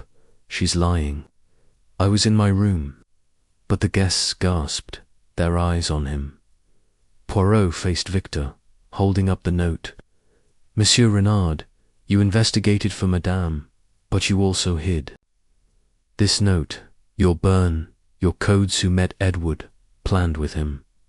You were his accomplice, ensuring the diary was destroyed. Victor's face hardened, his voice low. You've no proof, Poirot. But Poirot held up the diary, pointing to a code matching Victor's notes. This, monsieur, is your hand. You knew Edward's plan, helped him hide. Gaultier stepped forward, his voice firm. Renard, you're under arrest.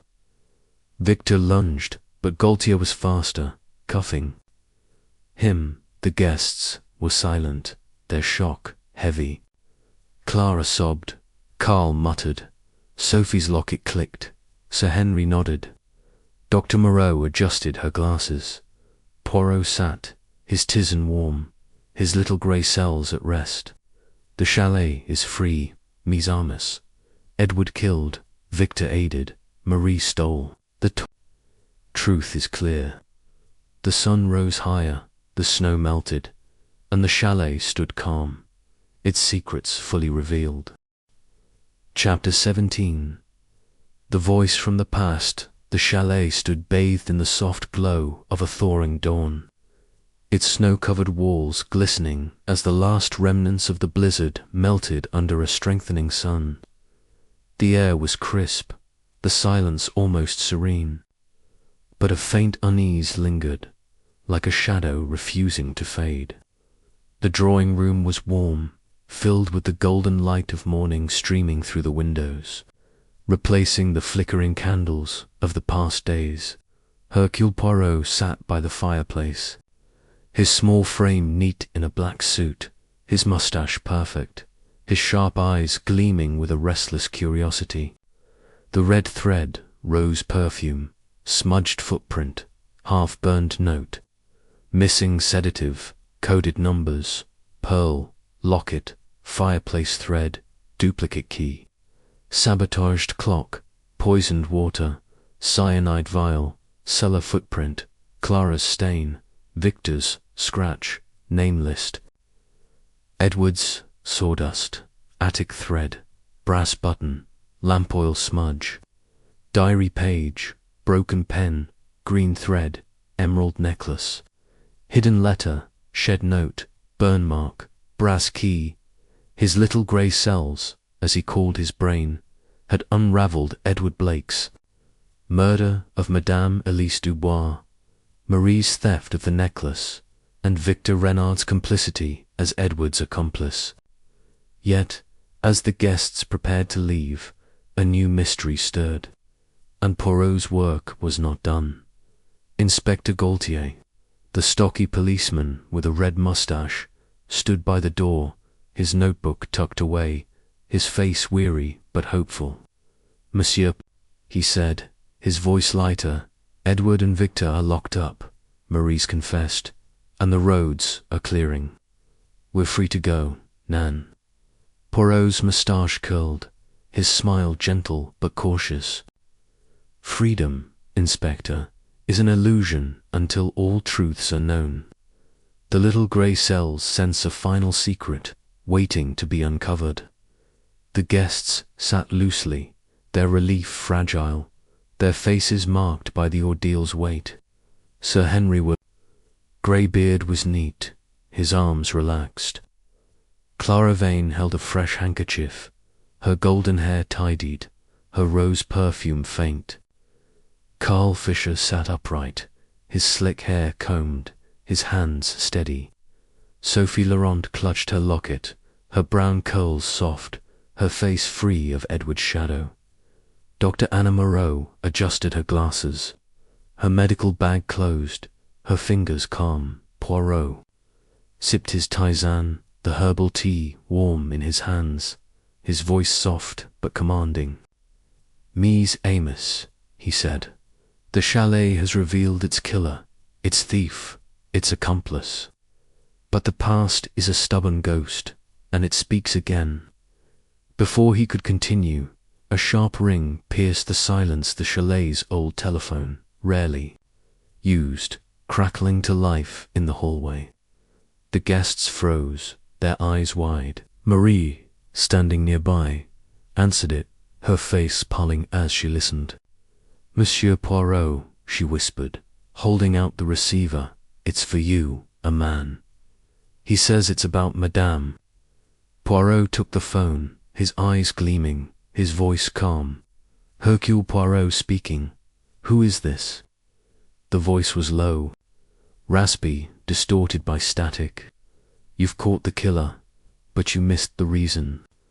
Madame's past is not dead. Look to the locket." The line went silent, the dial tone buzzing. Poirot's moustache twitched, his little grey cells humming. "Mon Dieu," he murmured, a voice from the past, stirring the present. Gaultier pulled out his notebook, his pen scratching. "Who was that, Poirot? Another accomplice?" Poirot nodded, his voice sharp. "Perhaps, Inspector, or someone tied to Madame's secrets." The locket, Sophie's locket's the key. He turned to Sophie, who clutched the locket tightly, her face white. "Mademoiselle Laurent, your locket holds your brother's photo. But what else did Madame know?" Sophie's voice trembled, her curls shaking. Just his death. She helped me mourn, nothing more." But her hands shook, and Poirot saw fear in her eyes. He clapped his hands, silencing the room. "Mies Amos, the chalet's mysteries are not over. This call, this voice, suggests a deeper truth behind. Madame's death. Edward killed, Victor helped, Marie stole, but someone else knows why. We must investigate." The guests gasped, their relief shattered. Sir Henry's beard twitched, his voice gruff. "Another mystery. I'm done with this." Clara's handkerchief crumpled, her voice sharp. "I'm not a suspect again." Carl muttered, "This is nonsense." Dr. Moreau adjusted her glasses, silent. Victor, still cuffed in the cellar, was absent, but his shadow lingered. Poirot paced, his hands behind his back. The voice spoke. Of Madame's past and the locket.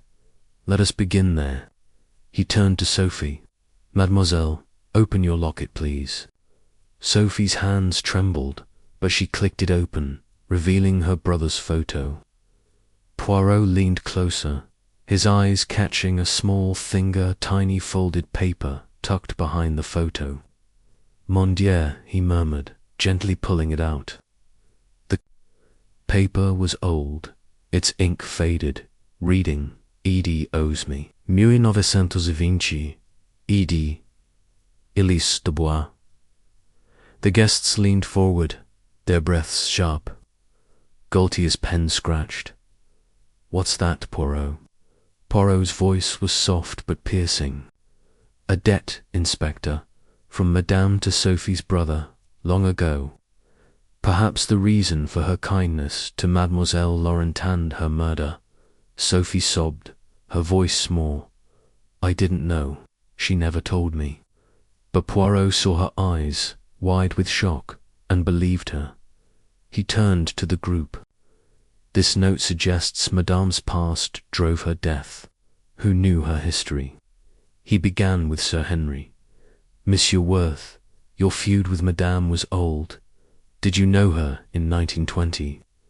Sir Henry's beard bristled, his voice hard. I met her. Later, I know nothing of debts. But his fingers dug into his chair, a faint tell-dot to Clara. He said, Madame Vane, your perfume, your presence did. You know Madame's past, perhaps through Karl. Clara's face went white, her voice sharp. I only knew her here. I'm no historian, but her ink-smudged finger, from the shed note, lingered in Poirot's mind to Karl. He said, Monsieur Fisher, your fraud tied to Madame. Did you know her in 1920, or her enemies? Karl's face darkened, his hands steady. I was a child then. I didn't know her. But his eyes flicked to Clara, nervous. To Dr. Moreau, he said, Mademoiselle, your scandal, Madame, knew it. Was it from 1920? Dr. Moreau's voice was steady. My past is later, Monsieur Poirot. I'm clean here. But her glasses slipped, a small tell. Poirot returned to Sophie. Mademoiselle, your brother, when did he die? Sophie's voice broke. 1922. He worked for Madame, then vanished. She said it was an accident. Poirot's moustache curled. An accident, or a secret? Gaultier frowned, his pen. Pausing. We need to trace this call, Poirot, and search for more of Madame's past. Poirot nodded, leading the group to the chalet's office, where the old telephone sat. The groundskeeper, who'd found the hidden letter, confirmed the phone line was working, but no records existed. Poirot examined the desk, finding a small, finger-torn envelope, postmarked 1920, addressed to Madame, with no sender. Inside was a single line, You'll pay for him Sophie's brother. Poirot's eyes gleamed. The past speaks. Mise Amos. Madame's debt to Sophie's brother led to her murder.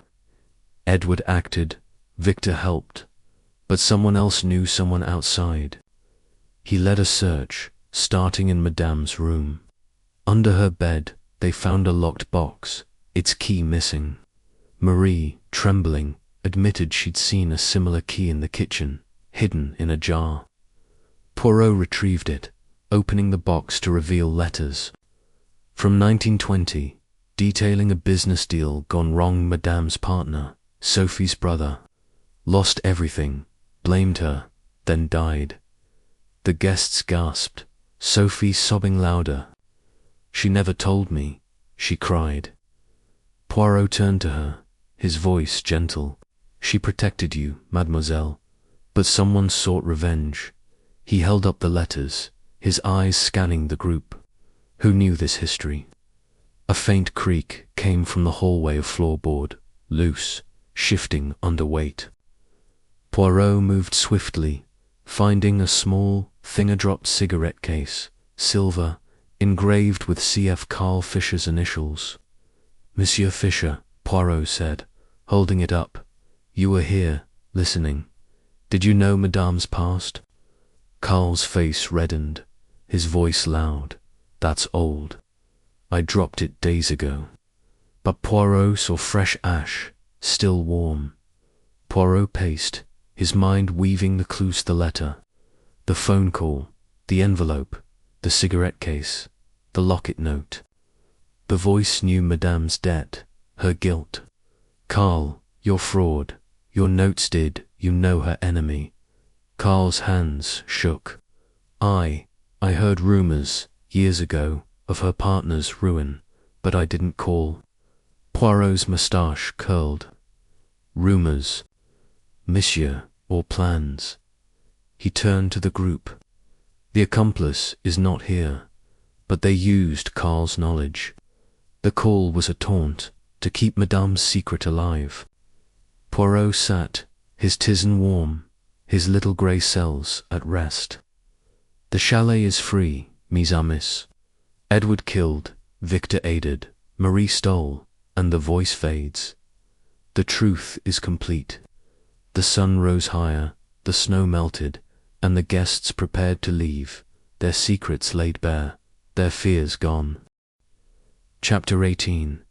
The Final Truth. The chalet stood bathed in the golden glow of a clear morning, its snow-covered walls melting steadily under a bright sun, the last traces of the blizzard dissolving into rivulets of water. The air was fresh, carrying the promise of freedom as the roads to the outside world cleared. The drawing-room was serene, filled with sunlight streaming through the windows, banishing the shadows that had haunted it for days. Hercule Poirot sat by the fireplace, his small frame neat in a black suit, his moustache perfect, his sharp eyes calm but triumphant. The red thread, rose perfume, smudged footprint, half-burned note, missing sedative, coded numbers, pearl, locket, fireplace, thread, duplicate key, sabotaged clock, poisoned water, cyanide vial, cellar footprint, Clara's stain, Victor's scratch. Name list, Edward's sawdust, attic thread, brass button, lamp oil smudge, diary page, broken pen, green thread, emerald necklace, hidden letter, shed note, burn mark, brass key, locket note, cigarette case, 1920 letters. His little grey cells, as he called his brain, had unravelled Edward Blake's murder of Madame Elise Dubois, Marie's, theft of the necklace, Victor Renard's complicity, and the mysterious phone call hinting at a deeper past. Now, as the guests prepared to leave, Poirot would reveal the final truth. Closing the chalet's secrets forever, Inspector Gaultier, the stocky policeman with a red moustache, stood by the door, his notebook closed, his face relaxed but curious. "Monsieur Poirot," he said, his voice warm, "Edward's the killer, Victor's his accomplice, Marie's the thief.